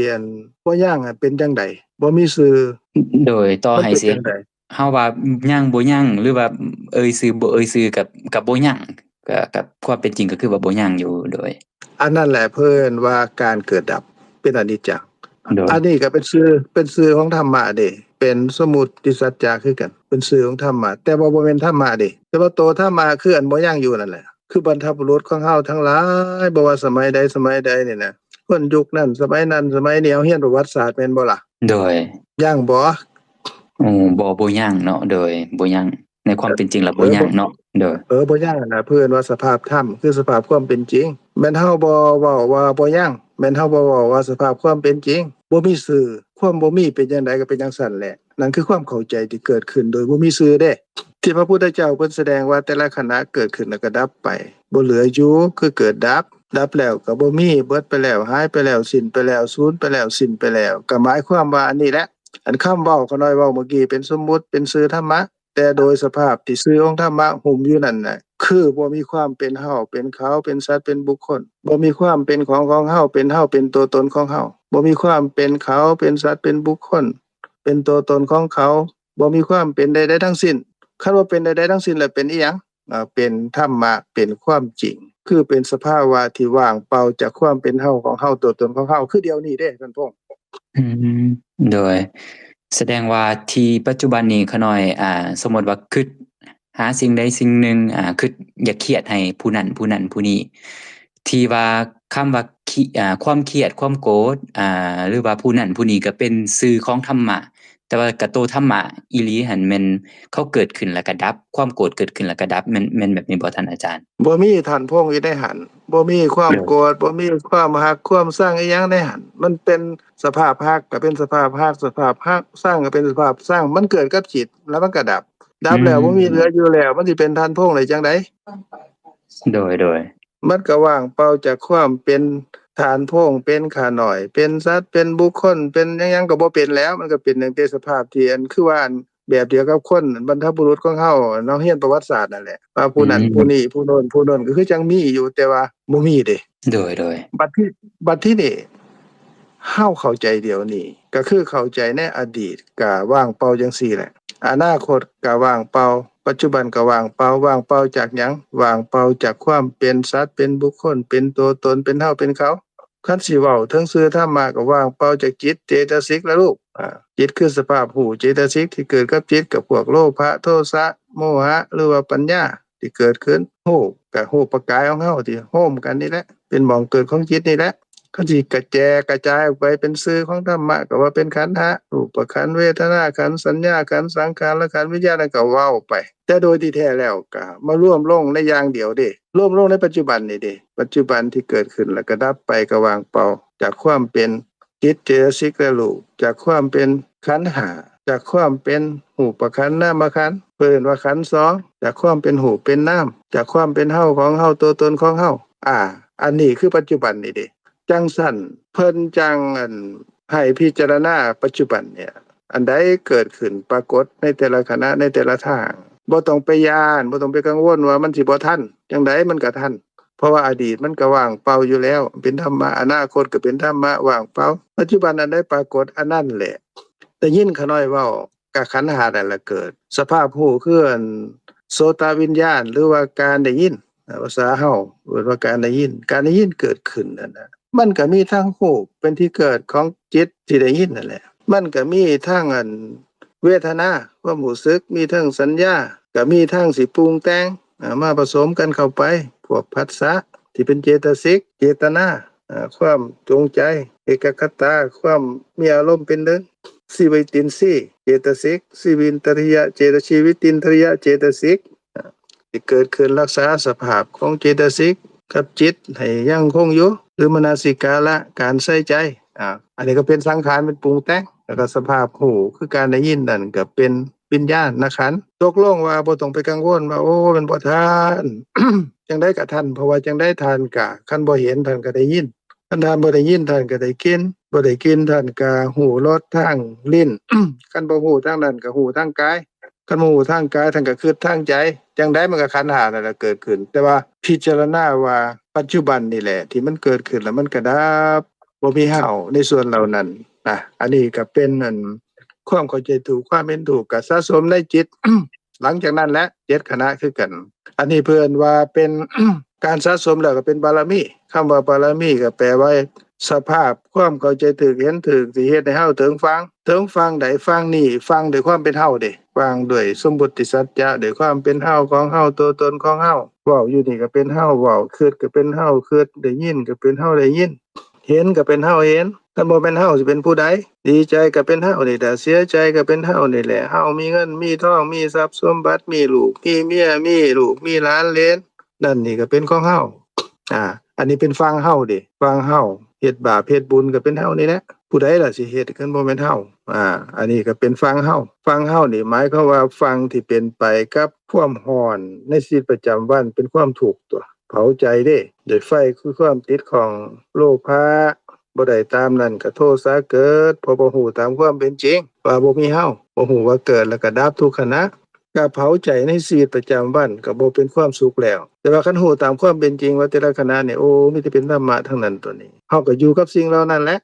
ซึ่งอยู่กับลูกกับเมียกับลูกกับผัวกับพี่กับน้องกับพ่อกับแม่กับทรัพย์สมบัติเข้าของเงินทองแต่ว่าเฮาบ่ทุกข์กับมันเด้ฮู้ตามความเป็นจริงเฮาเฮ็ดในส่วนที่เห็นว่ามันเป็นประโยชน์ในความเมตตากรุณาก็ดีในการเอื้อเฟื้อสละแบ่งปันก็ดีหรือในการงดเว้นจากการกระทำที่บ่ดีทางกายทางวาจาก็ดีสิ่งเหล่านั้นมันก็เป็นกุศลสะสมตามที่เฮาร่วมกันนั่นแหละสะสมหลายๆไปก็จิตสุดท้ายในชาตินี้เด้ด้วยกุศลวิบากอันนั้นมันก็สินำไปสู่สุคติก็เป็นความสุขในโลกหน้าเด้ความเข้าใจถูกความเห็นถูกที่เกิดขึ้นนั่นนะมันดับความร้อนในปัจจุบันก็เป็นความสุขในปัจจุบันพอความทุกข์ความร้อนมันดับก็เป็นความเย็นเด้ดับได้หลายจนดับได้ในที่สุดก็บ่ต้องทุกข์ในวัฏฏะก็เป็นความสุขที่เป็นอมตะที่บ่เกิดบ่แก่บ่ตายอันนี้ก็เป็นทางที่ก็น้อยเว้าให้ทานทั้งหลายฟังบัดทีนี้ประเด็นที่ทานพงษ์เว้าถึงว่าโลภะโลภะความติดของความอยากได้ความต้องการทานพงษ์ว่านี่มันเกิดอยู่ไสเกิดอยู่ไสมันบ่ท่านอาจารย์เกิดณขณะปัจจุบันนี้ก็เกิดอยู่ในจิตท่านอาจารย์จิตเฮานี่ล่ะเกิดในจิตว่าเกิดในจิตแล้วนี่ในชีวิตประจำวันนี่เฮาติดของในตัวเฮาบ่โอ้ติดคักติดแน่ติดแท้ติดว่าเลยท่านอาจารย์ติดในตาในหูในจมูกในลิ้นในกายในใจของเฮาแม่นบ่ครบหมดทุกทางโดยอันนี้ล่ะเพิ่นว่าเป็นโลภะภาษาบาลีนั่นบัดทีนี้เอิ้นให้เข้าไปเป็นภาษาบาลีเพิ่นดีๆเพิ่นว่าเจตสิกเป็นโลภะเจตสิกอันภาษาเฮาเอิ้นว่าจังไดบัดนี้ภาษาเฮาเจตสิกก็สิ่งที่เกิดพร้อมกันกับจิตเนาะท่านอาจารย์แม่นบ่แม่นความจิตของความต้องการความอยากได้มันเกิดพร้อมกับจิตภาษาบาลีภาษาธรรมะเพิ่นว่าเป็นโลภะเจตสิกเท่านี้เองเด้แม่นบ่โดยบัดที่นี่ติดของในหยังในตาในหูในจมูกในลิ้นในกายในใจของเฮาแม่นบ่โดยติดของในทุกๆทางแล้วก็ถึงสิ่งที่มากระทบกับทุกๆทางนั่นอีกเนาะท่านอาจารย์นั่นแหละบัดที่นี่เฮาเว้าในตัวเฮาก่อนว่าทานพงตื่นขึ้นมานี่ตื่นขึ้นมาแล้วเฮาไปล้างหน้าเฮาก็เบิ่งแว่นเนาะเบิ่งกระจกเนาะว่าหน้าตาเฮาก็ดีเด้อมื้อนี้เนาะอันนี้ก็สะอาดสะอ้านนั่นนี่ก็ดีใจเด้แม่นบ่แม่นท่านอาจารย์ก็ยังจับเอาสิ่งนั้นสิ่งนี้มาทาหน้าทาผมทาหน้าทาผมให้มันดูดีกันสิเลยดูดีอาบน้ำอาบทาเนาะแต่งเนื้อแต่งตัวเนาะอันนี้เฮาก็ดีใจเด้แม่นบ่แม่นอันนี้ตาก็เป็นของเฮาเนาะหูจมูกลิ้นกายใจทั้งหมดนี่ก็เป็นของเฮาเบิดแม่นบ่ล่ะตอนนั้นก็แม่นของขน้อยทั้งหมดเลยหมดกะโตเลยท่านอาจารย์บัดนี้เฮาก็ดีใจแม่นบ่บางครั้งก็ดีใจบางครั้งก็เฉยๆท่านอาจารย์บัดที่ตอนเฮาดีใจล่ะถ้าว่ามันดีใจเฮาเห็นมันจบมันงามมันดีใจเฮาเห็นปุ๊บมันก็เกิดขึ้นทันทีแม่นบ่ทันทีเลยท่านอาจารย์อันนี้แหละเพิ่นว่าโสมนัสสะสกตังทิฏฐิคตสัมปยุตตังอสังขาริกังอันนี้เป็นภาษาบาลีเด้แต่ว่าคำแปลคือเมื่อกี้นี่แหละว่าเฮาติดใจเฮาโอ้ยดีใจได้นี่ตาเฮาหูจมูกลิ้นกายของเฮาก็งามตัวนี้ดีใจเด้ว่าเป็นของเฮาตัวนี้เกิดขึ้นทันทีเลยเด้โดยเป็นหน้าพิจารณาเนาะเพราะว่าเฮาแย่งแม่นบ่ได้ก็โอ้เจ้าของก็โอเคแนวนั้นแนวนี้เนาะดีตัวนี้บัดทีนี้ท่านก็ ท่านนั้นตอนแรกท่านเบิ่งอยู่ก็บ่ทันถูกใจปานใดเด้ก็ว่าเป็นของเฮาอยู่ก็ดีใจอยู่แต่ว่าพิจารณาแล้วพิจารณาอีกห้วยมันงามตัวนี้มันดีอะเด้มันใช้ได้แล้วเด้นี่คิดซ้ำอีกเฮ็ดซ้ำอีกถ้าแป้งถ้าใส่น้ำหอมเข้าไปพัฒนาอันนั้นนี่ก็แล้วแต่ละนะซ้ำๆเข้าไปอีกอันนี้ก็เพิ่นว่าอันเป็นความติดของในความเป็นของเฮาเป็นตัวตนของเฮาด้วยความดีใจเพิ่นว่าต้องชักจูงคือกระตุ้นเด้กระตุ้นเพิ่นว่าอสังขาริกเพิ่นว่าสสังขาริกคือต้องชักจูงคันเกิดขึ้นทันทีปุ๊บนี่โอ้ดีใจของเฮางามแล้วอันนี้เป็นอสังขาริกบ่ชักจูงตัวแต่ว่าเฮามาคิดซ้ำอีกแต่งแล้วแต่งอีกโอ้อันนี้กระตุ้นเด้แต่ว่าครั้งทำอิฐที่เกิดขึ้นตอนทำอิฐที่เขาน้อยแบบอาจจะพอใจในหูพางเนาะสมมุติตัวอย่างเนาะครั้งทำอิฐที่เกิดขึ้นนี่บ่มีการซักจูงเนาะเป็นอสังขาริกแต่ว่าถ้าว่าคิดซ้ำๆๆกำลังของมันลดลงโดยอาศัยการซักจูงก็เป็นสสังขาริกแม่นบ่ท่านอาจารย์อันนี้ซักจูงด้วยตนเองเด้อ๋อโดยบัดทีนี้คันแม่นเฒ่าแม่เราเข้ามาเบิ่งหรือว่าน้องหรือว่าผู้ใดเบิ่งโอ้ตะฟ้องหน้าเจ้าจมดีนะนี่เกียงงามหลายนี่โอ้เนี่ยอันตอนแรกเฮาก็ดีใจอยู่ว่าเป็นของเฮานี่แหละแต่ว่าคันมีคนมากระตุ้นจังซั่นนี่ก็ถือว่าเป็นการกระตุ้นให้เกิดความติดข้องหรือความเป็นเฮาแล้วก็ดีใจเพิ่นว่าบ่ซักจุเพิ่นว่าต้องซักจูโดยสาธุอันนี้ก็ภาษาบาลีท่านพงษ์ก็ฮู้แล้วว่าโสมนัสสะสะกะตังทิฏฐิคตะสัมปยุตตังสสังขาริกังโดยได้เข้าใจเพิ่มอีกโดยบัดทีนี้ท่านพงษ์ก็คือเก่าแหละก็เบิ่งไปเบิ่งมาโอ้ก็ของเฮานี่แหละเนาะตาเฮาแขนเฮาหูจมูกเฮานั่นนี่ก็เป็นของเฮาอยู่เด้ก็ติดของอยู่แต่ว่าเบิ่งไปเบิ่งมามันซื่อๆเด้โดยเพิ่นว่าเป็นเวทนาที่เป็นอุเบกขาได้ว่าซื่อๆอยู่อ้าวโดยแต่ว่าก็ยังติดของอยู่มีความเห็นผิดว่าเป็นของเฮานั่นแหละโดยหน้าเฮาผิวเฮาสิเนาะแต่ก็โดย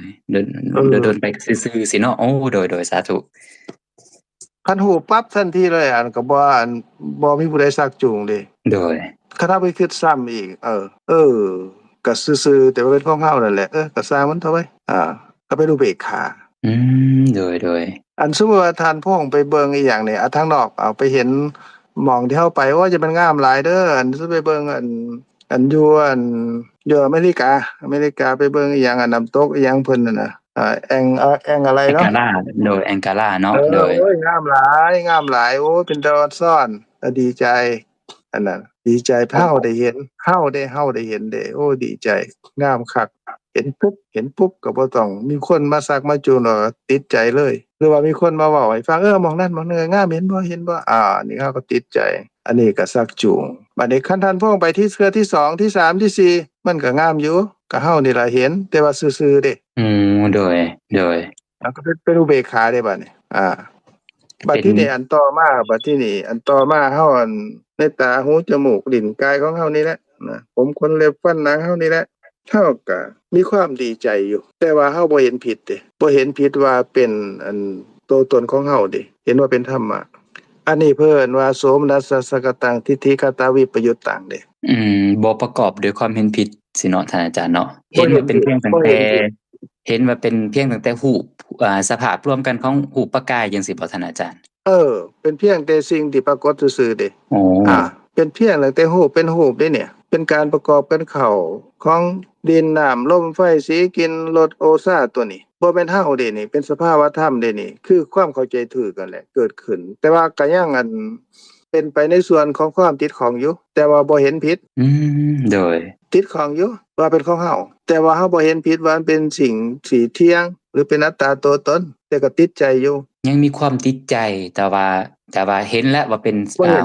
รูปประกายคือท่านอาจารย์ว่าแต่ก็เกิดยังมีความติดใจเนาะแต่ว่าบ่ได้เห็นผิดสิเนาะก็ยังเป็นโลภะเนาะท่านอาจารย์เนาะก็ยังเป็นโลภะอยู่แต่บ่เห็นผิดบัดนี้อันนี้ระดับที่เฮาเข้าใจตามความเป็นจริงในชีวิตประจำวันเด้ในธรรมะระดับที่เฮาพิจารณาไตร่ตรองเกิดความเข้าใจขึ้นแล้วเพิ่มขึ้นจนถึงขั้นสติปัฏฐานก็ดีหรือว่าขั้นของวิปัสสนาญาณก็ฮู้เห็นแจ่มแจ้งที่เกิดขึ้นนั่นน่ะแต่ว่าในขณะที่เกิดขึ้นนั้นนี่เฮาบ่มีความเห็นผิดเด้พอปัญญาเกิดขึ้น ความเห็นผิดมันก็บ่เกิดแม่นบ่ล่ะแต่บัดถึงที่สุดนี่คือความเป็นพระโสดาบันความเป็นพระโสดาบันเพิ่นฮู้ว่ากายนี้บ่แม่นตัวตนของเฮาแต่ว่าเพิ่นดับโลภะบ่ได้เด้ดับได้แต่เพียงความเห็นผิดในส่วนที่เห็นว่ากายนี้เป็นตัวตนของเฮาได้เพิ่นก็ยังรักสวยรักงามอยู่เด้โดยแต่ว่าเพิ่นบ่เห็นผิดว่าเป็นสิ่งที่เที่ยงหรือเป็นสุขตลอดไปหรือเป็นอัตตาตัวตนเพิ่นฮู้อยู่ว่าเป็นสภาพธรรมอย่างนางวิสาขานี่เพิ่นมีความเห็นที่บริสุทธิ์หมดจดแล้วเพิ่นบ่เห็นผิดแล้วบ่กลับมาเห็นผิดอีกแล้วแต่ว่าเพิ่นก็ยังมีกามราคะยังมีโทสะอยู่เด้แต่ว่าบ่ลวงออกมาทุจริตผิดศีลเป็นสภาพที่ควบคุมได้ด้วยหิริและโอตตัปปะแล้วก็ด้วยกุศลศีลบ่ล่วงออกมาแล้วก็ปิดประตูอบายได้บัดทีนี้เพิ่นก็มีเครื่องประดับเด้เครื่องประดับของเพิ่นก็งามมหาราดาปราสาทก็ราคาแพงหลายตอนเพิ่นนั้นแต่งงานนั่นน่ะเพิ่นก็ยืนบนรถเด้ยืนบนรถแล้วก็ประดับเครื่องประดับก็แห่เข้ามาในเมืองบ้านตอนเพิ่นแต่งงานนั่นน่ะคนก็เห็นทั้งหลายอันนั้นน่ะความติดของคือโลภะมีอยู่แต่ว่าเพิ่นบ่เห็นผิดเป็นนั่นโสมนัสสะสกตังทิฏฐิคตาวิปยุตตังเด้อันนั้นในระดับที่สูงเด้ในระดับที่สูงในระดับธรรมดาเฮานี่ขณะที่เฮาเข้าใจถูกเห็นถูกเกิดขึ้นนั่นน่ะเฮาก็ติดของอยู่แต่ว่าเฮาบ่เห็นผิดแต่ว่าในขันของพระอริยบุคคลนี่เพิ่นยังมีความพอใจพึงพอใจดีใจแต่ว่าเพิ่นจะเห็นสภาพธรรมตามความเป็นจริงก็คือว่าบ่ได้เห็นว่าเป็นคือตัวอย่างเฮาเนาะก็เห็นเป็นหูตาดังของเขาน้อยแต่ของเพิ่นมันก็คือสิเห็นเป็นเพียงตั้งแต่การประกอบกันของรูปกายจังซี่แม่นบ่ท่านอาจารย์แต่ก็ยังมีความพึงพอใจความดีใจแม่นบ่เขาน้อยเข้าใจถูกบ่ท่านอาจารย์เพิ่นดีใจเพิ่นมีความพึงพอใจอยู่แต่ว่าเพิ่นบ่เห็นผิดว่ามันเป็นสิ่งที่เที่ยงบ่เห็นผิดว่าเป็นสิ่งที่เที่ยงบ่เห็นผิดว่าเป็นตัวตนของเพิ่นแต่ว่าเพิ่นก็ยังละความติดของบ่ได้แต่ว่าเพิ่นละความเห็นผิดได้แล้วโดยบริสุทธิ์หมดจดแล้วอันนี้บ่ประกอบด้วยความเห็นผิดเด้ก็มีทางเป็นไปในอันโสมนัสเวทนาก็คือความดีใจกับซื่อๆอุเบกขาอันนี้ก็เป็นไปในชีวิตประจำวันนี่แหละในระดับของพวกเขาก็คือขณะใดที่มีความเข้าใจถึกพิจารณาไตร่ตรองว่าบ่แม่นเฮาเด้แต่ละขณะอันนั้นก็ยังมีความติดของอยู่มันละบ่ได้ละความติดของบ่ได้แต่ว่าบ่เห็นผิดอันนี้ในชีวิตประจำวันเด้อันขน้อยเว้าถึงอันนางวิสาขาเพิ่นเป็นพระโสดาบันนั่นนี่ก็เว้าถึงระดับของพ้นจากอันความเห็นผิดได้เด็ดขาดเลยแต่พวกเขานี่คันปัญญาเกิดขึ้นขณะนั้นก็พ้นจากความเห็นผิดได้แต่ว่าชั่วคราวเด้คันเกิดปัญญาดับไปแล้วมันก็เกิดขึ้นมาอีกคันเฮาสะสมปัญญาความเข้าใจถูกความเห็นถูกหลายขึ้นมีกำลังหลายความเข้าใจผิดในขณะที่ปัญญาเกิดขึ้นที่มีความเข้าใจเกิดดับสืบต่อกันหลายๆนั่นยาวๆน่ะมันก็บ่เกิดเด้ตามดับจนสะสมไปจนถึงที่สุดจนเห็นแจ่มเห็นแจ้งบ่สงสัยอีกแล้วว่ากายนี้เป็นตัวตนของเฮาหรือกายนี้เป็นตัวตนของเฮาหรือบ่เป็นตัวตนของเฮาดับเกลี้ยงหมดอันนั้นนี่เพิ่นว่าเป็นโลกุตระหมายความว่าดับแล้วบ่กลับมาเห็นผิดอีกความเห็นผิดนั้นเกลี้ยงแล้วอันนี้ที่เว้ามานี่ก็เป็นโลภะคือความติดของในขณะที่เห็นได้ยินได้กินลิ้มรสถูกต้องสัมผัสหรือได้คิดที่เป็นไปใน8อย่างนั่นแหละนะก็เป็นในชีวิตประจำวันเฮานี่แหละคันโลภะนี่มันเกิดขึ้นนี่มันเป็นไปกับความเห็นผิดก็หลังจากเฮาเห็นเฮาได้ยินได้กินลิ้มรสถูกต้องสัมผัสนึกคิด3ขณะจิตแล้วน่ะมันก็สะสมตามที่เฮาได้ร่วมกันมานั่นแหละในสวนะ7สวนะนั่นแหละโดยโทสะก็คือกันโทสะความบ่พอใจก็คือกันโทสะก็ดีโมหะก็ดีนั่นแหละคันมันเกิดมันก็สิเกิดกับอันโลภะมันก็สิเกิดกับอันโทสะตลอดไปคันมันเกิดขึ้นมาแล้วมันก็เฮ็ดให้บ่ฮู้ได้ว่าอันโลภะเป็นโลภะก็เฮ็ดให้เฮาฮู้ผิดว่าโลภะเป็นเฮาเด้แล้วก็เกิดขึ้นแล้วก็บ่ดับเฮาก็บ่ย้านบาปย้านกรรมโทสะก็เป็นเฮาก็บ่ย้านบาปย้านกรรมเฮาก็บ่ละอายต่อการกระทำความบาปบ่ละอายต่อการกระทำบาปทำกรรมบ่ย้านแล้วก็ความสงบแห่งจิตในขณะนั้นก็เกิดขึ้นก็เป็นไปโฮมกันอยู่หั่นแหละก็แสดงว่าโลภะเกิดคันเกิดขึ้นมาก็โดยความเป็นเฮาเพราะหยังเพราะว่ามีความบ่ฮู้นั่นล่ะห่มอยู่ปิดบังอยู่บ่ให้เห็นว่าโลภะเป็นเจตสิกเกิดขึ้นแล้วก็ดับบ่เหลืออยู่เป็นสภาวะที่ว่างเปล่าเพราะว่าบ่เหลืออยู่แล้วโทสะเป็นโทสะเกิดขึ้นแล้วก็ดับ โทสะเป็นเจตสิกบ่แม่นเฮาเพราะว่ามีโมหะนี่แหละปิดบังหุ้มอยู่ก็เลยเป็นเฮาของเฮาตัวตนของเฮาในชีวิตประจำวันจังซี่หมดก็เป็นจังซี่แหละนี่คืออกุศลส่วนกุศลนั่นก็คือการได้ฟังความจริงว่าแต่ละขณะนี่บ่มีเฮาเพราะว่าเกิดขึ้นแล้วก็ดับบ่เหลืออยู่หมดไปแล้วหายไปแล้วสิ้นไปแล้วเพราะว่าดับแล้วบ่เหลืออยู่แล้วบ่คงที่อยู่อย่างเก่าก็เป็นอนัตตาบ่เป็นตัวตนหรือว่าตามความเป็นจริงที่พระพุทธเจ้าเพิ่นแสดงไว้ว่าเดี๋ยวนี้มีแต่ความเกิดความแก่และความตายก็หมายความว่าเกิดแล้วก็ดับหรือเกิดแล้วก็เปลี่ยนไปแล้วก็ดับทุกๆขณะความรู้ความเข้าใจนี่เกิดขึ้นนั่นนี่ในความรู้ความเข้าใจนั่นก็มีความสงบแห่งจิตเกิดนำแม่นบ่โดยมีความสงบโดยเกิดขึ้นนั้นมีความสงบเกิดขึ้นนำเพิ่นได้ว่าเป็นปัสสัทธิแม่นบ่ล่ะโดยกายปัสสัทธิจิตปัสสัทธิเนาะโดยนั่นแหละจิตก็สงบเจตสิกที่เกิดนำก็สงบแม่นบ่ล่ะโดยบัดทีนี้อันนี้ก็มีศรัทธาเกิดนำแม่นบ่ความผ่องใสของจิตโดยแล้วก็มีสติความระลึกเป็นไปในกุศลเกิดขึ้นนำแม่นบ่โดยมีอโลภะเกิดคือความบ่ติดของคืออโลภะคือความบ่ติดของเกิดขึ้นนำแม่นบ่โดยแม่นอาจารย์อโลภะก็คืออันสภาพที่เฮ็ดให้เฮาว่าอันเสียดายนั่นแหละสามารถบริจาคแบ่งปันได้นั่นนี่เอิ้นว่าทานนั่นแหละแม่นบ่ล่ะโดยเกิดขึ้นกับกุศลเนาะโดยอโลภะโดยกุศลเด้อโลภะเด้บัดนี้เมตตาก็เกิดแม่นบ่ล่ะโดยโทสะเนาะโดยโทสะแม่นบ่ล่ะหิริก็เกิดคือความละอายต่อบาปหรือรังเกียจบาปก็เกิดแม่นบ่โดยโอตตัปปะความเกรงกลัวต่อบาปก็เกิดแม่นบ่โดยเกิดกับกุศลโดยหิริและโอตตัปปะนี่ก็เป็นรากเหง้าของศีลแม่นบ่โดยเป็นรากเหง้าของศีลเนาะโดยพอคันเขามีหิริและโอตตัปปะแล้วเฮาก็บ่ฆ่าสัตว์บ่ลักทรัพย์บ่ประพฤติผิดในกามบ่เว้าขี้ตัวบ่กินเหล้าเมายาแม่นบ่โดยแม่นท่านอาจารย์โดยเพราะว่ามีหิริและโอตตัปปะเด้บัดทีนี้ก็สิมีอันความมีใจเป็นกลางมีจิตเป็นกลางในส่วนนั้นเป็นเจตสิกสิเป็นตัตตรมัชฌัตตาเจตสิกอันนี้ก็บ่ต้องสนใจเด้ออันผู้ใดอันบ่ได้ยินก็ดีก็เว้าให้ฟังซื่อๆสิเป็นไปในส่วนอุเบกขาอันนี้ก็มีส่วนที่เป็นอุเบกขาที่เป็นปัญญานำเด้ในหั่นน่ะมีอุเบกขาที่เป็นไปในสัตว์ในบุคคลก็มีเพิ่นก็แบ่งเป็น10อย่างนั่นก็สร้างเถาะก็ค่อยว่ากันทีหลังเนาะโดยแม่นโดยท่านอาจารย์โดยก็มีกายปัสสติจิตตปัสสติคือความสงบแห่งจิตคือสมาธินั่นแหละเกิดแม่นบ่โดยแล้วก็สิมีอันละหุตาความเบาแห่งจิตบ่หนักคืออกุศลมุตุตาความอ่อนของจิตเจตสิกที่เกิดแม่นบ่ล่ะโดยเป็นไปในกุศลแล้วก็กัมมัญญตาควรแก่การงานในส่วนที่เป็นกุศลแม่นบ่โดยบัดทีนี้ก็ปาคุญญตากายปาคุญญตาจิตตปาคุญญตาในส่วนนั้นก็เป็นเจตสิกที่ดีงามขึ้นปาคุญญตาเพิ่นแปลว่าจังได๋หน่อยบ่จื้อกันท่านอาจารย์อรหุตาความเบามุทุตาความนุ่มนวลแล้วก็กัมมัญญตาควรแก่การงานบัดทีนี้ความคล่องแคล่วเนาะโดยความคล่องแคล่วปาคุญญตาเป็นความคล่องแคล่วของจิตความคล่องแคล่วของเจตสิก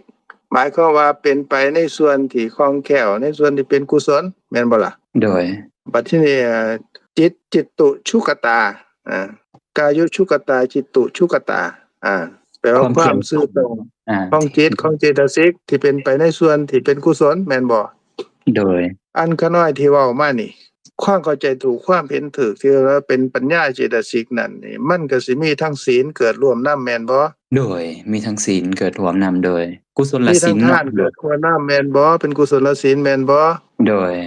แล้วก็สิมีอันสมาธิเกิดนำแม่นบ่โดยพอมีโตตัตตระมีโตเอกคตาที่ประกอบกับกุศลเนาะท่านอาจารย์เนาะอันนี้อันที่เขาน้อยเว้าให้ฟังนี่มันเป็นเจตสิกที่เกิดกับจิตนะมันเป็นจิตเจตสิกที่ดีงาม19อย่างเกิดพร้อมกับปัญญาเจตสิกเด้ถ้าสั้นก็ความเข้าใจถูกความเห็นถูกเกิดขึ้นนี่คันสิเว้าก็ในขณะนั้นก็เป็นสมาธิเป็นความสงบแห่งจิตสงบจากอกุศลกายก็สุจริตเด้โดยก็เป็นศีลวาจาก็เป็นไปในวาจาที่ดีงาม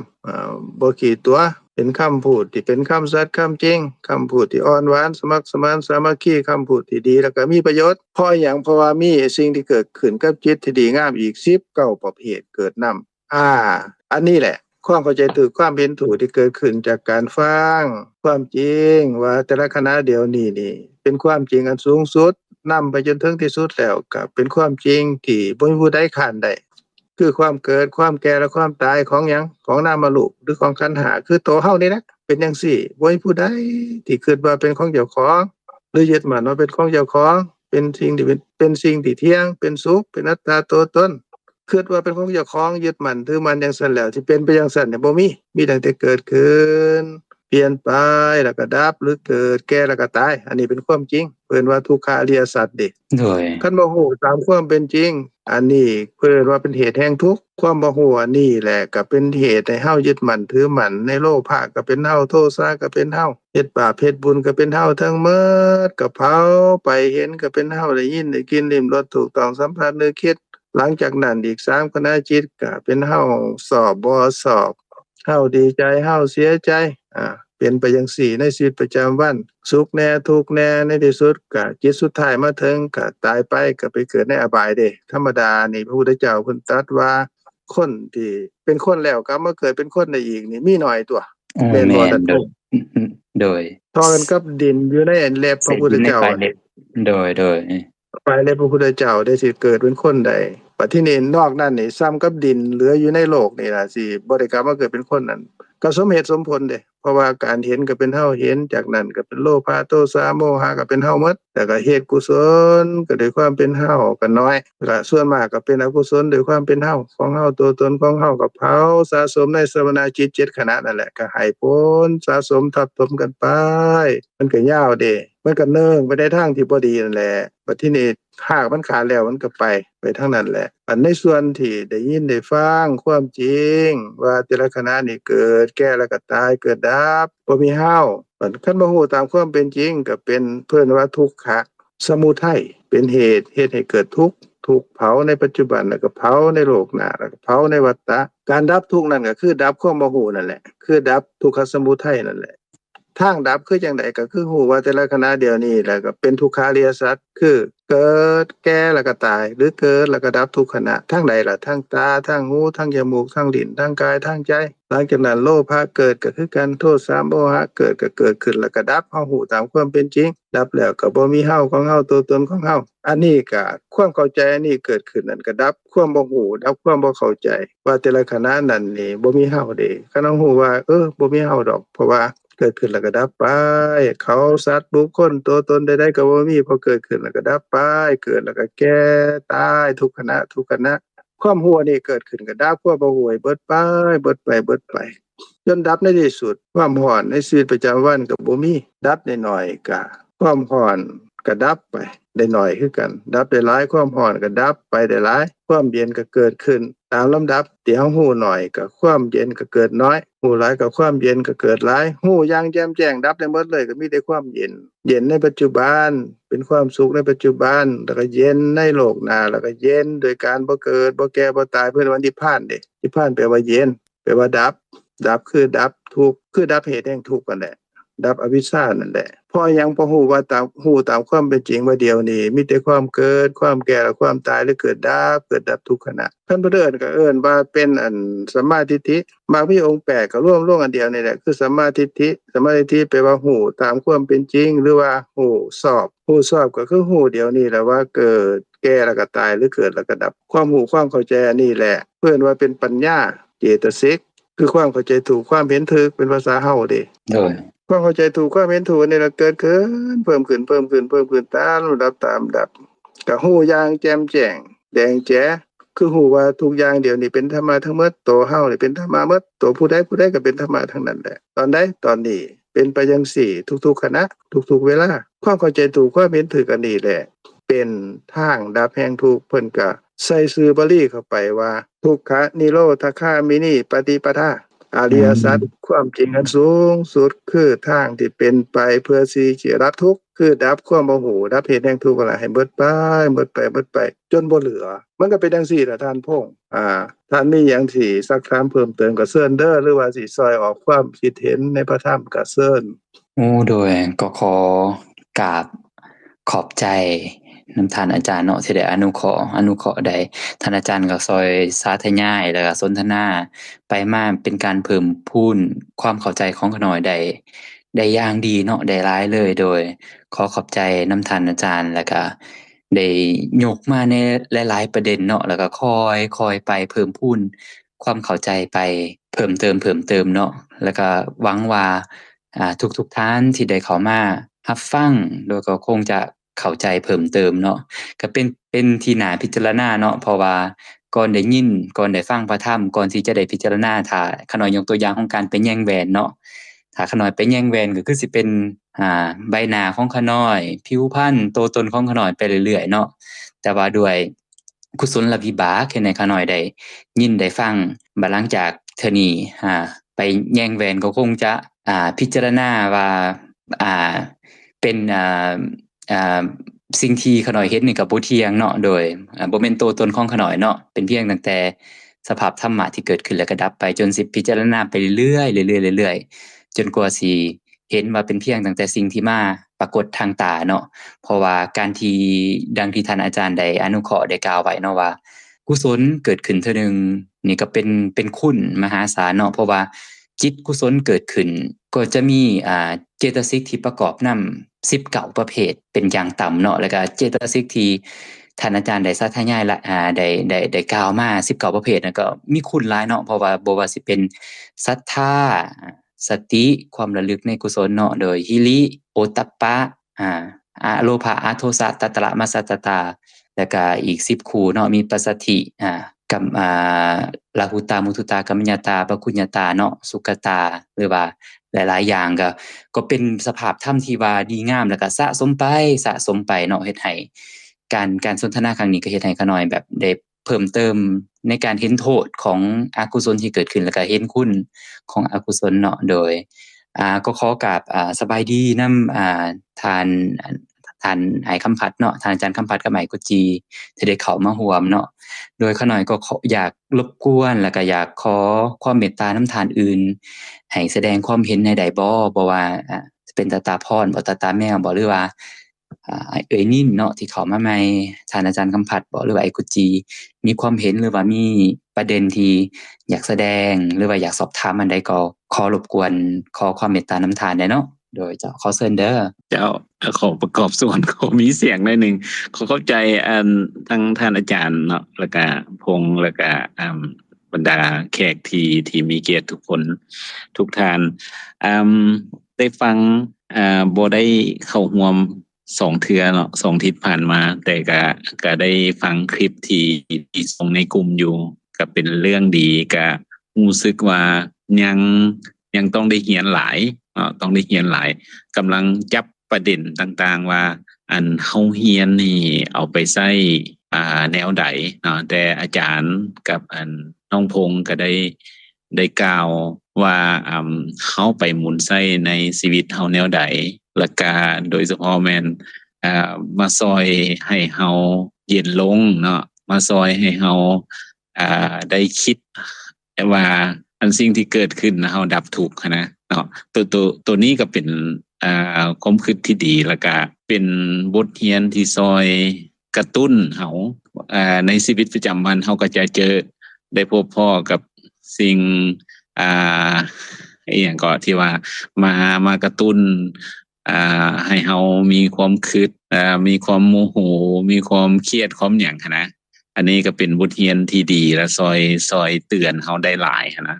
มีคำถามหน่อยนึงเนาะคำถามทุกท่านเลยทั้งอาจารย์แน่ทั้งน้องพงษ์แล้วก็ทุกท่านที่อยู่นี่คำถามก็คือโดยทั่วไปนี้คนทั่วไปเนี่ยนะหรือว่า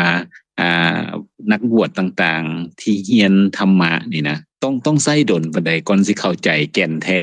เข้าใจเลิกๆเนาะอันคำถามหนึ่งใช้เวลาดลปานใดและเฮาเรียนนี่ในแต่ละมื้อนะเฮาเรียนเฮาควรจะ จะจับประเด็นอีหยังที่ว่าเตือนให้เฮาได้เตือนสติได้นะเพราะว่าสังเกตเบิ่งว่านี่รู้สึกว่ามันกว้างอีหลีเนาะคำสอนนี้ประเด็นแม่นเฮาเอามาใส่กับในชีวิตแล้วเพื่อปรับปรุงแล้วก็เพื่อเฮ็ดให้ชีวิตเฮาดีขึ้นมีความสุขขึ้นแล้วการที่มีความสุขขึ้นคันถ้าเฮาเข้าใจธรรมะหลายขึ้นนะเฮาก็จะมีความสงบมีความสุขหลายขึ้นนะคำถามนี่จะงงบอกว่าเฮาใช้เวลาดนปานใดเรียนประเภทนี้แล้วเฮาสิเฮาสิใส่อีหยังมาพื้นฐานง่ายๆที่เฮานอกจากเฮาเรียนไปดนๆไปแล้วนะในแต่ละมื้อนี้เฮาควรจะถือคำสอนอีหยังเป็นหลักๆเพื่อเริ่มต้นแล้วก็เพื่อให้เฮาเข้าง่ายขึ้นนะเป็นคำถามที่จะงงๆในหนึ่งเพราะตัวเองก็งงขึ้น เจ้าขอขอบใจหลายๆอนุโมทนากับทานอาจารย์คำผัดที่เพิ่นเขามาให้กำลังใจแล้วก็ตั้งประเด็นที่น่าสนใจหลายก็จริงแม่นอีหลีแล้วเพิ่นก็ฮู้อยู่ดอกแต่เพิ่นอยากให้เฮามาช่วยกันพิจารณาว่าควรสิเป็นจังไดอันโดนปานใดเฮาจังสิเข้าใจได้อันนี้เป็นประเด็นที่อาจารย์เพิ่นตั้งขึ้นมาคำตอบก็คือว่าเข้าใจตอนใดก็ตอนนั้นแหละเข้าใจอิหยังเข้าใจคำสอนของพระพุทธเจ้าเข้าใจความจริงการเข้าใจก็เข้าใจหลายระดับหนึ่งก็เป็นเรื่องของการฟังความจริงเฮาได้ฟังความจริงคือฟังว่าแต่ละคณะเดียวนี้นี่เป็นทุกขาริยสัจคำว่าทุกขาริยสัจเป็นภาษาบาลีภาษาพวกเฮาก็คือคณะเดียวนี้นี่มีตั้งแต่ความเกิดความแก่และความตายของกายนี่คันเฮาบ่ฮู้จังซี่มันก็เป็นเฮาความติดข้องเกิดขึ้นก็เป็นเฮาความบ่พอใจเกิดขึ้นหลังจากเห็นหลังจากได้ยินได้กินลิ้มรสถูกต้องสัมผัสนึกคิดก็เป็นเฮาสอบใจบ่สอบใจเฮาก็ร้อนใจก็เป็นเฮาอันนี้นี่ก็เพราะบ่ฮู้ว่าแต่ละคณะนั้นนี่มันเกิดมันเปลี่ยนไปเพิ่นว่าแก่แล้วมันก็ตายคือมันดับแต่ละคณะคันเฮาฮู้ตามความเป็นจริงว่าเดี๋ยวนี้เกิดแก่แล้วก็ตายเพราะว่าเห็นเกิดขึ้นแล้วก็ดับก็บ่เหลืออยู่หลังจากนั้นคันสอบก็เกิดขึ้นแล้วก็ดับก็บ่เหลืออยู่หลังจากนั้นคันบ่สอบเกิดขึ้นแล้วก็ดับก็บ่เหลืออยู่คันเฮาฮู้ตามความเป็นจริงเป็นจังซี่ก็ดับความโมโหนั้นได้อันนี้เป็นขั้นของการฟังเด้อาจารย์เฮาบ่เคยได้ยินได้ฟังมาสมมุติว่าเฮาบ่เคยได้ยินได้ฟังมาเฮาก็ฮู้แล้วโอ้เพิ่นว่าจังซี่เด้อันนี้แหละที่อาจารย์ว่าเฮาสิเริ่มจังไดตอนใดก็ตอนนี้แหละตอนเฮาฟังแล้วเฮาก็เข้าใจว่า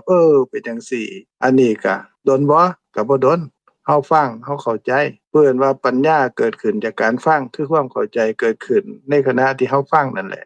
บัดทีนี้เราฟังจังซี่แล้วนี่เฮาก็ค่อยๆพิจารณาไตร่ตรองว่ามันแม่นเป็นตามที่เพิ่นว่าดีบ่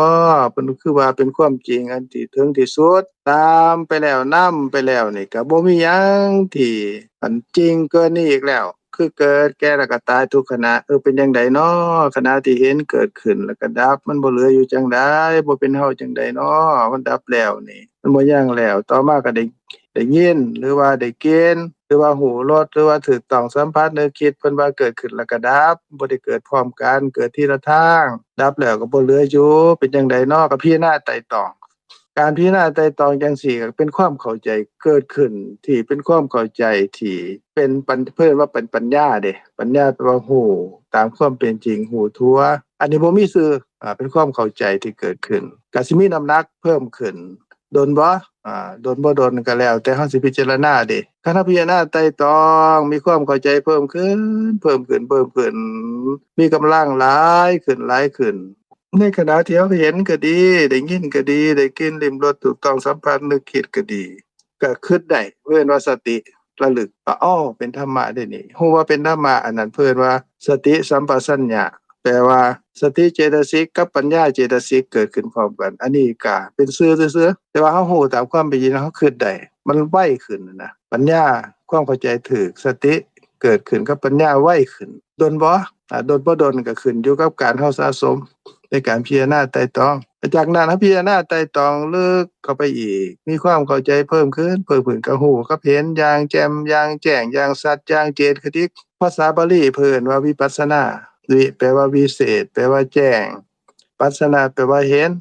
ในส่วนนั้นเห็น ฮู้เห็นอย่างแจ่มแจ้งว่าโอ้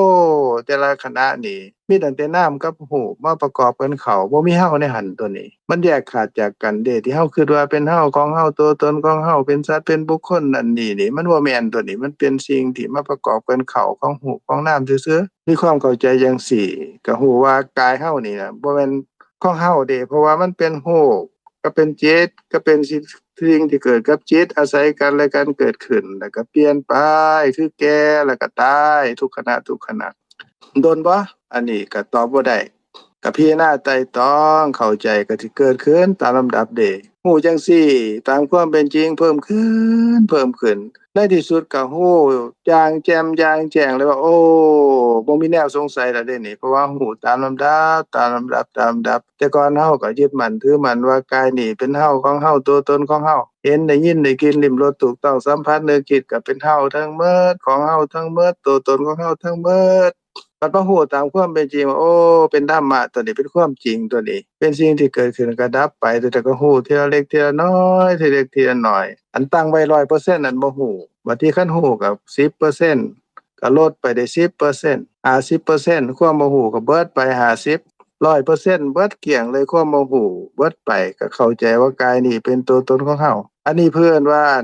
บรรลุความเป็นพระโสดาบันเพิ่นว่าโสดาปัตติมรรคเกิดขึ้นเป็นโลกุตตรปัญญาแปลว่าความเข้าใจถึงความเห็นถึงสิเกิดขึ้นเทื่อเดียวดับได้บ่กลับมาเข้าใจผิดอีกว่ากายนี้เป็นตัวตนของเฮาโดนบ่ตอบบ่ได้เพราะว่ามันขึ้นกับการสะสมความเข้าใจถึงความเห็นถึงอย่างท่านคำพัดนี่ท่านอาจสิได้ศึกษาได้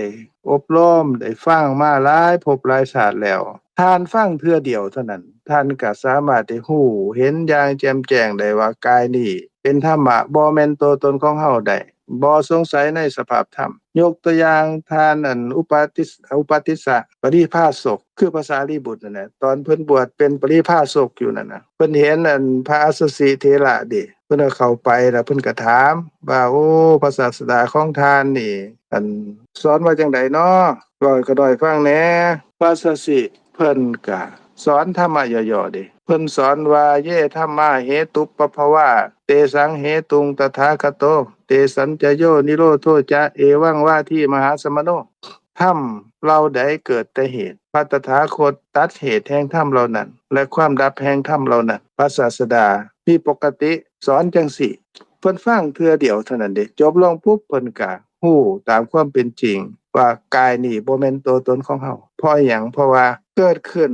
เมื่อเกิดขึ้นแล้วเกิดขึ้นจากเหตุเมื่อเกิดขึ้นแล้วก็ต้องแก่แล้วก็ต้องตายคือเกิดขึ้นแล้วก็ดับนั่นก็คือดับเหตุคือความบ่ฮู้นั่นว่าแต่ละขณะเดียวนี้นี่เกิดแก่แล้วก็ตายหรือเกิดดับนั่นแหละอันนี้เพิ่นฟังเทื่อเดียวเท่านั้นแต่ว่าเพิ่นสะสมมา1อสงไขยแสนกับเด้เพิ่นมาฟังเทื่อเดียวเพิ่นก็บรรลุความเป็นพระโสดาบันได้เลยโดนบ่อันนี้ก็บ่โดนแต่ว่าการสะสมมาโดนส่วนโกริตาปริภาสกที่เป็นหมู่เพิ่นน่ะหรือพระโมคคัลลานะน่ะอนุปติสสะปริภาสกเพิ่นบรรลุความเป็นพระโสดาบันแล้วก็ไปเว้าให้หมู่ฟังเว้าแบบเดียวกันนี่ล่ะพอฟังปั๊บเพิ่นก็บรรลุความเป็นพระโสดาบันเลยโดนบ่ก็คันปัจจุบันนั่นก็บ่โดนเทื่อเดียวแต่ว่าอดีตนั่นเพิ่นก็สะสมมาโดนบัดนี้คันมาเว้าถึงพวกเฮาแต่ละคนนี่ก็บ่คือกันเด้แต่ละคนเพิ่นก็สะสมมาหลายภพหลายชาติแล้วมาฟังในชาตินี้ฟังหน่อยเดียวเพิ่นก็เข้าใจเพิ่นก็ฮู้แจ้งเห็นจริงได้อันนี้ขาน้อยก็เว้ามายาวก็สรุปลงก็คือว่าฮู้ตอนใดฮู้ตอนใดเข้าใจตอนใดก็บ่โดนก็ตอนนั้นแหละนะในการฟังก็คันเฮาได้ฟังได้ยินแล้วเฮาก็ฮู้ตอนนั้นแหละตกลงว่าประเด็นก็คือว่าในเบื้องต้นก็คือฟั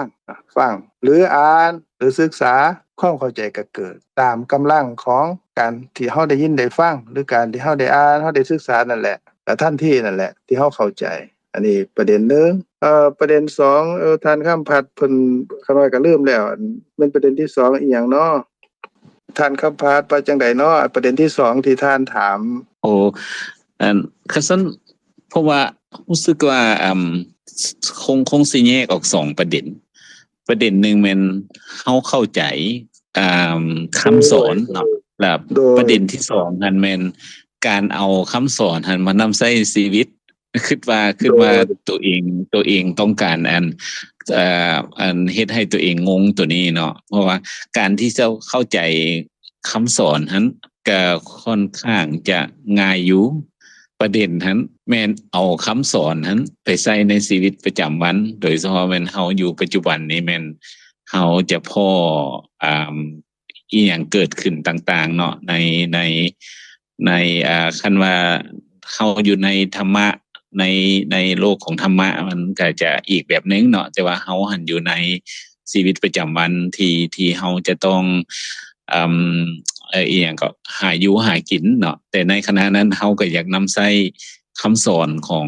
พระพุทธเจ้าคำสอนของธรรมะเฮาเอามาใช้ในชีวิตเฮาให้มันกลมกลืนกันแล้วก็เฮ็ดให้ชีวิตเฮาดีขึ้นนะฉันจะมีเข้าใจคำสอนกับเอาไปนำใช้เนาะทางอาจารย์เนาะคือว่า2ตรงนี้จะใช้เวลาต่างกันเนาะอาจารย์เนาะโดยคือจังซี่ท่านอาจารย์คำปานเข้าใจถูกแล้วอันนึงเฮาเข้าใจคำสอนอันที่2ก็คือเฮาเข้าใจพระธรรมที่พระพุทธเจ้าเพิ่นแสดงนั้นเฮาก็ได้ยินดูๆว่าเป็นอากาลิโกบ่ประกอบด้วยการก็หมายความว่ามีอยู่ทุกเวลาเด้เพราะว่าสิเป็นชีวิตประจำวันเฮานี่แหละพระพุทธเจ้าเพิ่นก็สอนธรรมะในชีวิตประจำวันเฮานี่แหละในการเห็นการได้ยินได้กินลิ้มรสถูกต้องสัมผัสนึกคิดนี่แหละเป็นไปทุกๆขณะเดียวนี้แหละเป็นอากาลิโกเด้บัดนี้เอหิปัสสิโกแปลว่าเอิ้นมาเบิ่งเอิ้นมาพิสูจน์ก็หมายความว่าโลกนี้ทั้งโลกนี่แหละโลกของการเห็นการได้ยินได้กินลิ้มรสถูกต้องสัมผัสนึกคิดนี่แหละอาจารย์นั่นคำพัดก็สอนลูกศิษย์ลูกหาคือว่าไปเหตุการณ์เฮ็ดงานนั่นนี่ติดต่อกับผู้ใดก็แล้วแต่หรืออยู่กับครอบกับครัวเฮาก็เห็นได้ยินได้กินลิ้มรสถูกต้องสัมผัสนึกคิดนี่แหละอันนี้ก็เป็นธรรมะดีเห็นแล้วเห็นในสิ่งที่เป็นรูปเป็นเสียงเป็นกลิ่นเป็นรสเฮาฮู้ได้ในรูปในเสียงในกลิ่นในรสในสิ่งกระทบสัมผัสหรือนึกคิดทางใจหลังจากนั้นแล้วเฮาติดของต้องการเฮาอยากได้เป็นโลภะอันนั้นเป็นชื่อเด้อันนั้นก็เป็นชีวิตประจำวันเด้หรือว่ามันบ่เข้าท่าได้ยินเสียงก็บ่ดีเห็นรูปก็บ่งามบ่มักได้กินหรือว่ารสอาหารก็บ่แซ่บสัมผัสก็เป็นทุกข์กระทบกระแทกอันนั้นอันนี้ทางกายหรือว่าคิดไปก็มีตั้งแต่ความทุกข์ความบ่สบายใจ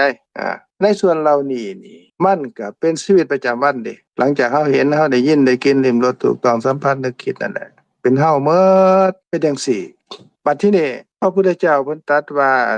เอหิปัสสิโกนี่คือพระธรรมควรที่พิสูจน์โลกทั้งโลกที่เมิดในชีวิตประจำวันเฮานี่เป็นหม่องพิสูจน์เป็นห้องทดลองตัวอาจารย์คนเฮาห้องทดลองให้พิจารณาไตร่ตรองเด้โอปนัญิโกแปลว่าน้อมเข้ามาก็หมายความว่า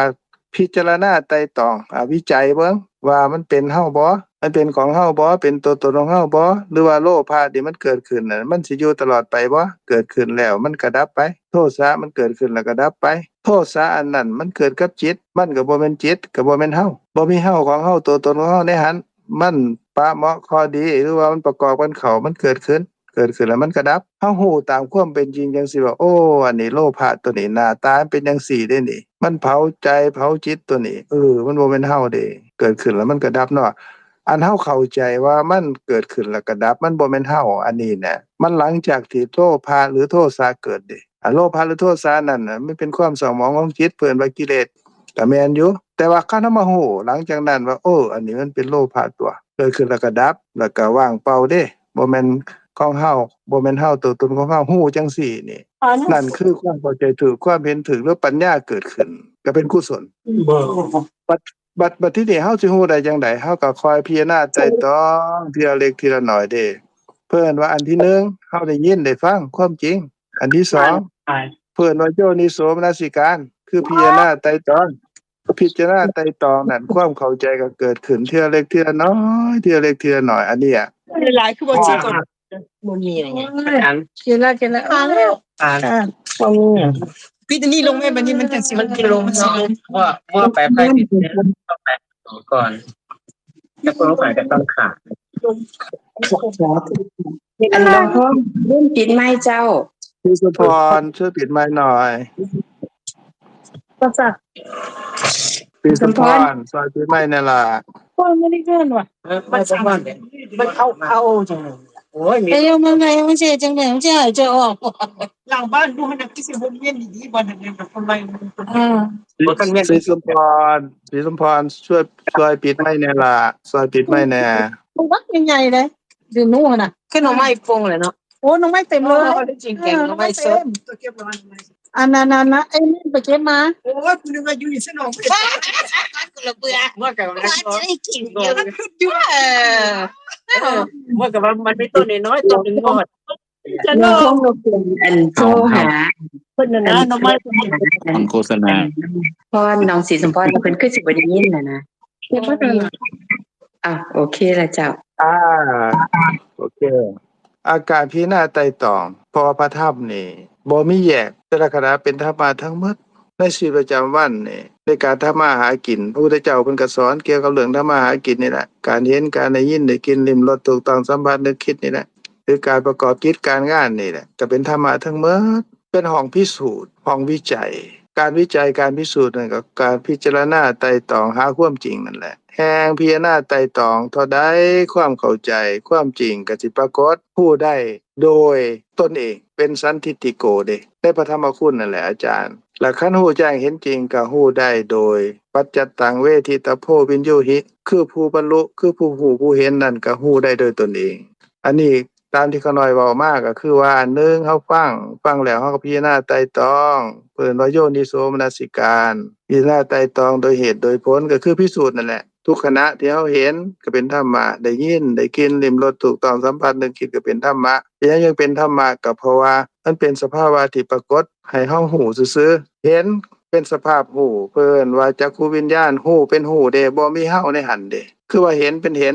ในสภาพเห็นนั้นบ่มีหยังไปแทรกไปแซงในหันเด้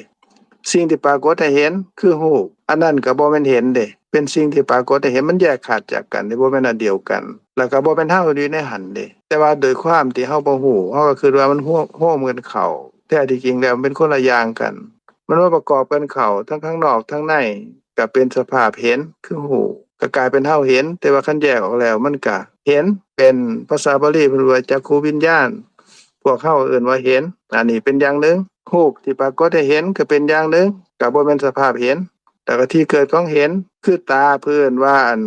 จักขุประสาทรูปนั่นน่ะเป็นที่เกิดของจิตเห็นอันนั้นก็มีรูปอยู่10รูปเป็นที่เกิดของจิตเห็นแล้วก็มีอันสิ่งที่เกิดกับจิตมากระทบกันเขาทั้งข้างนอกทั้งในเนี่ยเพิ่นว่าอายตนะภายในภายนอกมาโฮมกันเขาก็เฮ็ดให้เกิดการเห็นขึ้นตกลงว่าในการเห็นเทื่อนึงนี่มีรูปมีนามที่มาประกอบกันเขาแล้วก็บ่มีทานค้ำผัดบ่มีขน้อยบ่มีผู้ใดในหั่นเด้มันเป็นเรื่องของการมาโฮมกันเขาของรูปของนามซื่อๆเกิดขึ้นแล้วก็ดับไปในการเกิดขึ้นของเขาบ่มีเฮาในหันพอเกิดขึ้นแล้วมันก็เปลี่ยนไปแล้วก็ดับเกิดขึ้นแล้วก็ดับเกิดขึ้นแล้วก็ดับเป็นจังซี่บัดทีนี้ฮู้ได้จังได๋เฮาก็ต้องพิสูจน์เด้เป็นห้องพิสูจน์ได้ตอนนี้ในแต่ละขณะในชีวิตประจำวันนี่พิสูจน์คือจังไดคือพิจารณาไตร่ตรองเทียเล็กเทียน้อยด้วยความเพียรความอดทนนั่นแหละก็ในชีวิตประจำวันของเฮาโทสะเกิดก็ฮู้ว่าโทสะเป็นโทสะบ่แม่นเฮาเด้การฮู้นั่นแหละเป็นความเข้าใจที่เกิดขึ้นโทสะมันก็ดับไปแล้วล่ะโลภะเกิดก็ฮู้ว่าเป็นโลภะเกิดขึ้นแล้วก็ดับเป็นความเมตตากรุณาที่เกิดขึ้นความเมตตาก็เป็นอโทสะเจตสิกคือบ่โกรธมีความรู้สึกเป็นญาติเป็นมิตรเป็นพี่เป็นน้องเป็นลูกเป็นหลานที่เฮาเห็นในชีวิตประจำวันอันนี้ก็เป็นสภาพธรรมที่ดีงามที่เกิดขึ้นก็ฮู้ว่าเป็นเจตสิกเกิดแล้วก็ดับบ่แม่นเฮาคือกันเฮาก็ความเข้าใจเกิดขึ้นอันนี้มันก็สิคอยละคายคอยปล่อยวางในการยึดมั่นถือมั่นได้ตามลำดับเด้ออาจารย์อันนี้ก็เป็นจังซี่แหละก็คอยพิจารณาไตร่ตรองเบิ่งความเข้าใจก็สิเกิดขึ้นเพิ่นว่าปฏิบัติเด้อันนี้ปฏิบัติธรรมคำว่าปฏิบัติปฏิแปลว่าเฉพาะปฏิแปลว่าถึงปฏิแปลว่าเฉพาะทางปฏิแปลว่าถึงหมายความว่าจังได๋หมายความว่าสิ่งที่ปรากฏเฉพาะทางคือทางตาเห็นหยังเห็นสีหรือเห็นรูปที่ปรากฏทางตาพิจารณาว่าอ๋อเป็นเพียงแต่รูปกับนามเกิดขึ้นแล้วก็ดับบ่มีเฮาหรือหลังจากนั้น3ขณะจิตที่เกิดดับก็มีความติดข้องต้องการอยากได้พอใจในรูปเสียงกลิ่นรสสัมผัสที่น่าใคร่น่าพอใจเฮาก็ฮู้ว่าโอ้อันนี้เป็นโลภะที่เกิดขึ้นเป็นความติดของบ่แม่นเฮานะก็ฮู้ตามความเป็นจริงจังซี่เฮาก็บ่เดือดร้อนแต่ว่าเฮาเฮ็ดบ่เฮาก็เฮ็ดไปตามธรรมดานั่นแหละในการเฮ็ดงานไปแต่เฮาฮู้ตามความเป็นจริงโลภะก็บ่มีอิทธิพลที่มาทับเฮาให้เฮาเป็นทุกข์บ่มีอิทธิพลที่มาเผาใจเฮาโทสะก็บ่มีอิทธิพลที่เผาใจเฮาก็สิคอยลดละไปเรื่อยๆตามลำดับด้วยความ เข้าใจถูกเห็นถูกก็คือโดยการวิจัยนั่นแหละโดยการพิจารณาไตร่ตรองแต่ละคณะนั่นแหละความเข้าใจที่เกิดขึ้นจากการฟังแล้วจากการพิจารณาไตร่ตรองก็สิเป็นความเข้าใจที่เป็นสภาพที่ความเป็นจริงโดยบ่มีซื้ออาจารย์ก็ลองไปพิจารณาไตร่ตรองเบิ่งก็ประมาณนี้แหละอาจารย์อันมีหยังที่ซักถามเพิ่มเติมอีกบ่น้อคันบ่มีผู้อื่นมีหยังบ่คันมีก็ร่มได้เชิญอันท่านนางศรีสมพรท่านนั่นนางสาครว่าจังใดน้อผู้อื่นว่าจังใดกุจิ เจ้าขอขอบใจนำท่านอาจารย์หลายๆที่ให้ความกระจ่างแจ้งแล้วก็ย้ำความเข้าใจตื่มเนาะแสดงว่าคือรู้สึกว่าเฮาจะต้องได้ในความจริงเนาะในชีวิตเฮาต้องได้ฝึกคำสอนของพระพุทธเจ้านี้ใส่ในชีวิตประจำวันนี้แม่นเป็นการฝึกระยะบ่อาจารย์คำสอนของพระพุทธเจ้าทั้งหมดรวมลงในตัวเฮานี่เด้อาจารย์ในกายในจิตเฮานี่เด้ถ้าซั่นเฮาพิจารณาไตร่ตรองว่าเป็นธรรมะเป็นความจริงคำว่าธรรมะแปลว่าเป็นสภาพที่เป็นอนัตตาบ่เป็นตัวตนของไผเป็นหยังจะบ่เป็นตัวตนของไผเพราะว่ามันเกิดแล้วก็ดับเกิดดับแล้วก็บ่ยังอยู่คือเก่าเกิดดับก็แบบเดียวกับขน้อยลมกับท่านพงนั่นแหละว่าเฮาเรียนประวัติศาสตร์บรรพบุรุษของเฮานี่โอ้ยยุคนั้นยุคนี้ยุคโน้นยุคโน้นมายาวนานแล้วบ่ยังอยู่แล้วเป็นจังไดนั่นล่ะคือเกิดดับเฮาบ่เว้าว่าเกิดดับเฮาบ่เว้าว่าบ่ยังอยู่แล้วสภาพที่เป็นจริงอันนั้นนี่แม่นเฮาบ่เว้านี่เป็นจังไดบ่มีชื่อนั่นแหละคือแต่ละคณะเดี๋ยวนี้นี่เป็นธรรมะหรือว่าเป็นความจริงภาษาบาลีเอิ้นว่าธรรมะภาษาพวกเฮาเอิ้นว่าความจริงตอนใดเดี๋ยวนี้ปรากฏทุกๆขณะเดี๋ยวนี้จังได๋เฮาถึงสิเข้าใจได้เฮาพิจารณาไตร่ตรองความเข้าใจก็สิเกิดขึ้นตามลำดับคือขาน้อยเคยอุปมาเปรียบเทียบว่ากำแพงแก้วอาจารย์เคยเห็นกำแพงแก้วบ่เคยเห็นอยู่ข้างๆโบสถ์น่ะนะอ้อมโบสถ์น่ะแล้วกำแพงแก้วเด้โอ้โอเคอ้อมโบสถ์แล้วกำแพงแก้วบัดนี้สมมุติว่าอาจารย์บ่เคยฮู้กำแพงแก้วขาน้อยเว้าให้ฟังว่าโอ้ยกำแพงแก้วมันมีอยู่แถวๆในวัดนั่นรอบๆโบสถ์นั่นเด้ออาจารย์กำพัดหรือว่าท่านพ้องกำแพงแก้วเป็นจังซี่อยู่แถวๆโบสถ์นั่นแหละท่านบ่เคยเห็นท่านก็สิคิดไปว่าสงสัยสิเป็นแก้วมั้งสงสัยสิเอาเพชรเอาพลอยไปประดับประดาโน่นนี่หรือว่าเอาขวดเอาหยังไปหยังงามๆไปใส่เฮาบ่เคยเห็นเฮาก็คิดจังซั่นแม่นบ่เจ้าบัดทีนี้มื้อดีคืนดีพวกเฮาพากันไปเบิ่งนี่เด้กำแพงแก้วนี่อ้อมโบสถ์อยู่นี่โอ้กำแพงแก้วเป็นจังซี่ตัวนี้อันที่เฮาเคยคิดว่าเป็นเพชรเป็นพลอยเป็นแก้วเป็นแหวนเป็นหยังเอามาใส่มันเหลื่อมพาๆอยู่น่ะโอ้บ่แม่นเด้อันเป็นอิฐเป็นปูนตัวนี้เพิ่นเอามาก่อขึ้นห้อมโบสถ์ไว้โอ้ความเข้าใจที่เฮาเคยเข้าใจมาก่อนหน้านั้นนี่ว่ามันเป็นจังซั่นจังซี่หายไปเบิดเลยแม่นบ่เจ้าแต่ว่าเฮาก็ก่อนไปนั่นเฮาเว้าว่าเป็นกำแพงแก้วกับตอนกลับมามีคนถามไปไสมาน้ออาจารย์โอ้ไปเบิ่งกำแพงแก้วมาว่าซั่นความเข้าใจก่อนไปที่เฮาเว้าถึงกำแพงแก้วก็ดีความเข้าใจหลังจากที่เฮาไปเห็นกำแพงแก้วมาก็ดีคำเว้าคือกันแต่ว่าความเข้าใจมันต่างกันแม่นบ่เจ้าแม่นล่ะอาจารย์นั่นแหละการที่เพิ่นแสดงว่าแต่ละคณะเดี๋ยวนี้นี่ตัวของเฮานี่มีนามมีรูปคือมีจิตเจตสิกหรือว่ามีขันธ์มันก็แจงออกไปอันนี้เป็นสื่อของธรรมะเด้เฮาก็พิจารณาไปตามที่เฮาเข้าใจตามที่ฟังอันแหละแต่ว่าคันเฮาฮู้ตามความเป็นจริงมันบ่มีสื่อเด้คันเฮาฮู้ตามความเป็นจริงแล้วเฮาก็ยังเว้าอยู่ว่านี่กายของผู้นั้นโตของผู้นี้เป็นผู้นั้นเป็นผู้นี้เฮาก็เว้าอยู่แต่ว่าความเข้าใจของเฮามันต่างกันเด้ซ้ำกันกับก่อนเฮาไปเบิ่งกำแพงแก้วกับหลังจากเบิ่งกำแพงแก้วนั่นแหละความเข้าใจที่เกิดขึ้นนั่นแหละสภาพจังซั่นแหละเพิ่นว่าเป็นความเข้าใจคำว่าความเข้าใจก็เป็นสื่อของธรรมะหรือว่าปัญญาก็เป็นสื่อของธรรมะหรือว่าสัมมาทิฏฐิก็เป็นสื่อของธรรมะแต่ว่าสภาพที่เป็นจริงนั่นนี่บ่มีสื่อแต่เป็นสภาพของความที่รู้แจ้งแล้วก็เห็นจริงที่เกิดขึ้นได้จังได๋เกิดขึ้นได้1ฟังความจริงโดยสื่อก่อนสื่อธรรมะก่อน2ฟังแล้วนี่อย่างท่านถามว่าอันผู้ที่เพิ่นเรียนธรรมะหลายๆผู้เพิ่นที่บวชเรียนก็ดีเพิ่นสิรู้ได้จังได๋อ้าวคันแม่นเรียนหลายๆก็จำได้แต่ชื่อเด้จำได้แต่ชื่อแต่ว่าเพิ่นบ่เคยเห็นกำแพงแก้วน่ะ คือบ่เคยพิจารณาไตร่ตรองความเข้าใจก็บ่เกิดก็บ่เห็นสภาพธรรมที่บ่มีชื่อเด้ก็คือปัญญาบ่เกิดนั่นแหละก็ยังคือเก่าอยู่ตัวโลภะก็บ่สะเทือนโทสะก็บ่สะเทือนเพราะว่าโมหะความบ่ฮู้นั่นน่ะมันบ่เบิดไปเด้เพราะหยังเพราะว่าความเข้าใจถูกความเห็นถูกเท่านั้นที่ดับความบ่ฮู้ดับความบ่เข้าใจได้ก็คือพิจารณาตามความเป็นจริงนั่นแหละก็ความเข้าใจก็สิเกิดขึ้นอันนี้ขาน้อยก็เว้าสู่อาจารย์ฟังอาจารย์ก็สิเคยฟังมาแล้วเคยเข้าใจมาแล้วแต่ว่าสำคัญที่สุดคือว่าฟังมาแล้วเข้าใจมาแล้วนั่นนี่ก็พิจารณาไตร่ตรองพิจารณาน้อยก็เข้าใจน้อยพิจารณาหลายก็เข้าใจหลายบ่พิจารณาก็จำได้แต่ซื่อโลภะโทสะโมหะก็คือเก่าก็บ่กระเทือนก็อันนี้ก็บ่แปลกหยังว่าผู้ที่เว้าธรรมะได้จำธรรมะได้หรือว่าผู้ที่เคยบวชหรือว่าผู้ที่บวชก็ไปเฮ็ดอกุศลไปล่วงศีลล่วงธรรมเพราะหยังเพราะว่าบ่เห็นธรรมะบ่มีปัญญาเกิดจำได้แต่ซื่อมีแต่เว้าคือขาน้อยเว้านี่แหละแต่ว่าบ่เห็นธรรมก็ดีอย่างเดียวเท่านั้นล่ะดีแต่ว่าเฮาได้นำคำสอนของพระพุทธเจ้าก็คือเป็นผู้ที่อ่านสารของพระรา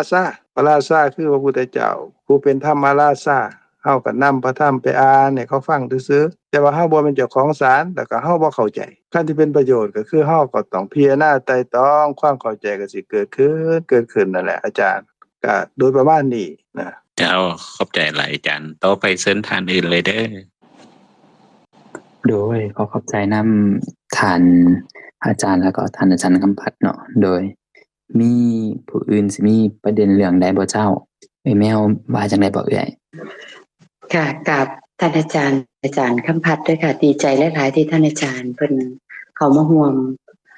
แล้วก็ให้ตั้งคำถามให้พวกเฮาได้คิดได้พิจารณา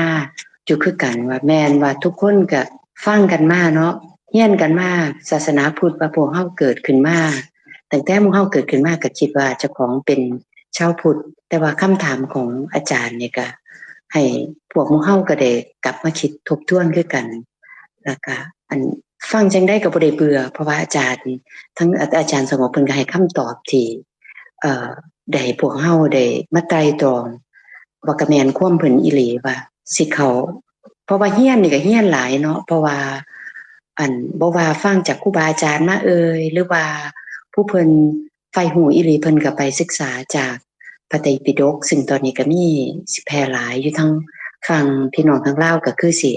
ได้หลายคือกันขะน้อยก็เลยว่าแต่ว่าเฮาก็ได้ยินมาหลายหม่องแต่ละคนแต่ละอันโอ้ยก็คือจังหลายแท้น่ะนะสิไปสรุปจังได๋แต่ว่าอาจารย์เพิ่นก็เอามาสรุปให้หมู่เฮาได้ไต่ตองมันก็เริ่มจากการฟังนี่ล่ะเข้าใจหม่องใดว่าซั่นก็สิเข้าใจจังได๋สิดลจังใดว่าซั่นมันก็แต่ละคนแล้วก็ตอนนี้ล่ะสิเข้าใจก็เข้าใจตอนนี้เพราะว่าก็นึกถึงคำที่อาจารย์เพิ่นเว้าที่ได้สนทนากับน้องพงษ์เนาะว่าอดีตก็บ่มีก็มีอยู่แต่ว่าก็เป็นเหมือนสมมุติอนาคตก็มีก็บ่มีก็สมมุติแต่ว่าจริงๆแล้วก็คืออยู่ตรงนี้ขณะนี้ก็คือคันแม่นเฮาเข้าใจก็คือในขณะนี้อันนี้ก็กราบขอบพระคุณและอนุโมทนาท่านอาจารย์หลายๆว่าเพิ่นสรุปเอามาก็มาย่อตรงนี้เฮาคิดปฏิบัติจังไดก็คือสิได้ก็สิ่งที่เฮาได้ฟังแล้วได้นำไปไต่ตองเกิดโยนิโสมนสิการเนาะไปไต่ตองโดยแยบคายพิจารณาโดยแยบคายขณะที่พิจารณานั่นล่ะคันแม่นสิเข้าใจในความเป็นจริงทั้งหลายของสิ่งที่เป็นอยู่ในตาหูจมูกลิ้นกายใจเฮานี่ก่อนธรรมะก่อนใหญ่ๆนี่อยู่นำเฮาแท้ๆนี่ล่ะที่พระพุทธองค์เพิ่นตรัสรู้เพิ่นบ่ได้ไปอิหยังอันไกลเลยนะแต่พวกเฮาก็คันแม่นได้ตามหนทางของพระพุทธองค์ไปแล้วก็คือสิได้เกิดความสุขที่มันแท้จริงหลายๆนั่นน่ะนี่ก็ขน้อยก็กราบขอบพระคุณและอนุโมทนาอีกเทื่อนึงแล้วกับพี่ๆน้องๆนำก็คงสิมีเท่านี้เนาะบ่ฮู้ว่าท่านผู้อื่นมีหยังบ่น้องพรน้องนิ่นน้องวันก็คือสิเป็นน้องพี่อยู่เนาะน้องวันพี่จุไลวันกุจีมีหยังบ่เนาะคันบ่มีก็อาจสิพอดีเนาะน้องพงษ์หรือว่าจังใดน้องศรีสมพรโดยท่านี้น้องอันเข้ามาฟังอันออนไลน์เป็นครั้งแรกดีใจนำกุศลจิตของเบิดทุกคนเด้อ ดีใจแล้วก็คันมีโอกาสมื้อหน้าสิเข้ามาร่วมฟังอีกเทื่อนึงเป็นประโยชน์หลายขอบใจอาจารย์ขอบใจเบิดทุกคนเด้อ โดยขอกราบ ขอบใจนำไอ้นี่หลายๆแล้วก็ครับขอบใจนำไอ้แมวเนาะเว้าได้ม่วนหลายแล้วก็น้องเองก็มีความเห็นตรงกันกับไอ้แมวแล้วเนาะว่าพระธรรมคำสอนของพระสัมมาสัมพุทธเจ้าก็เป็นสิ่งที่ประเสริฐหลายเนาะสอนให้เฮาได้ฮู้ความจริงก็คือในชีวิตประจำวันนี่แหละเนาะเพราะว่าในชีวิตประจำวันก็ปราศจากไปจากการเห็นการได้ยินได้กินกระทบลิ้มรสกระทบสัมผัสแล้วก็นึกคิดบ่ได้เนาะก็เกิดขึ้นอยู่ตลอดเวลาแต่ว่าพระธรรมคำสอนก็เฮ็ดให้เฮาได้เข้าใจความจริงลึกซึ้งของทุกๆขณะเหล่านั้นเนาะก็คือจากที่เฮาเข้าใจว่าเห็นแม่นตัวเฮาเห็นก็ได้เริ่มรู้และเข้าใจความเป็นจริงว่าเห็นก็เป็นเพียงตั้งแต่สภาพนามธรรมนามธรรมก็เป็นชื่อเนาะมีชื่อเข้าไปอีกก็คือเป็นจิตเนาะโดยจิตเห็นก็คือจักขุวิญญาณจิตเนาะก็เป็นสภาพธรรมที่ว่าเกิดขึ้นและก็ดับไปทันทีคืออากาศดังที่ท่านอาจารย์ได้กล่าวเนาะเกิดขึ้นเดียวๆก็บ่ได้ก็จะมีเจตสิกเกิดขึ้นประกอบเกิดพร้อมนำ7ประเภทเนาะดังที่ท่านอาจารย์เคยได้กล่าวเนาะก็ต้องได้อาศัยหม้องใดหม้องหนึ่งเกิดก็คือเป็นลักษณะของรูปธรรมก็คือว่าอาศัยอยู่ที่ตาหรือว่าภาษาบาลีก็จักขุวัตถุเกิดซึ่งลักษณะธรรมะที่กล่าวมาแต่ละอย่างก็เกิดขึ้นตามเหตุตามปัจจัยแล้วก็เกิดขึ้นแล้วก็ดับไปเฮ็ดให้เฮาเข้าใจลึกไปเข้าไปทุกๆอนุและความเข้าใจเหล่านี้ก็สิลดละตัดร้อนความเห็นผิดที่ว่าเป็นเฮาเป็นสิ่งใดสิ่งหนึ่งก็จนกว่าที่ว่าเฮาจะประจักษ์สภาพธรรมตามความเป็นจริงลักษณะของรูปธรรมกับนามธรรมก็แยกจากกันบ่คือกันอย่างชัดเจนทั้งสองอย่างก็เกิดขึ้นแล้วก็ดับไปตามเหตุตามปัจจัยจนกว่าที่จะลดละว่าทุกๆลดละความเห็นผิดแล้วก็เข้าใจถึกไปเมิดว่าสภาพธรรมก็เพียงตั้งแต่เกิดขึ้นเฮ็ดหน้าที่ของเขาแล้วก็ดับไปบ่ว่าสิเป็นทางอดีตปัจจุบันและก็อนาคตเนาะโดยถ้าว่าบ่มีความเห็นอื่นสำหรับมื้อนี้ก็น่าจะสมมาพาควรเนาะตามเวลาเนาะก็ขอกราบขอบใจ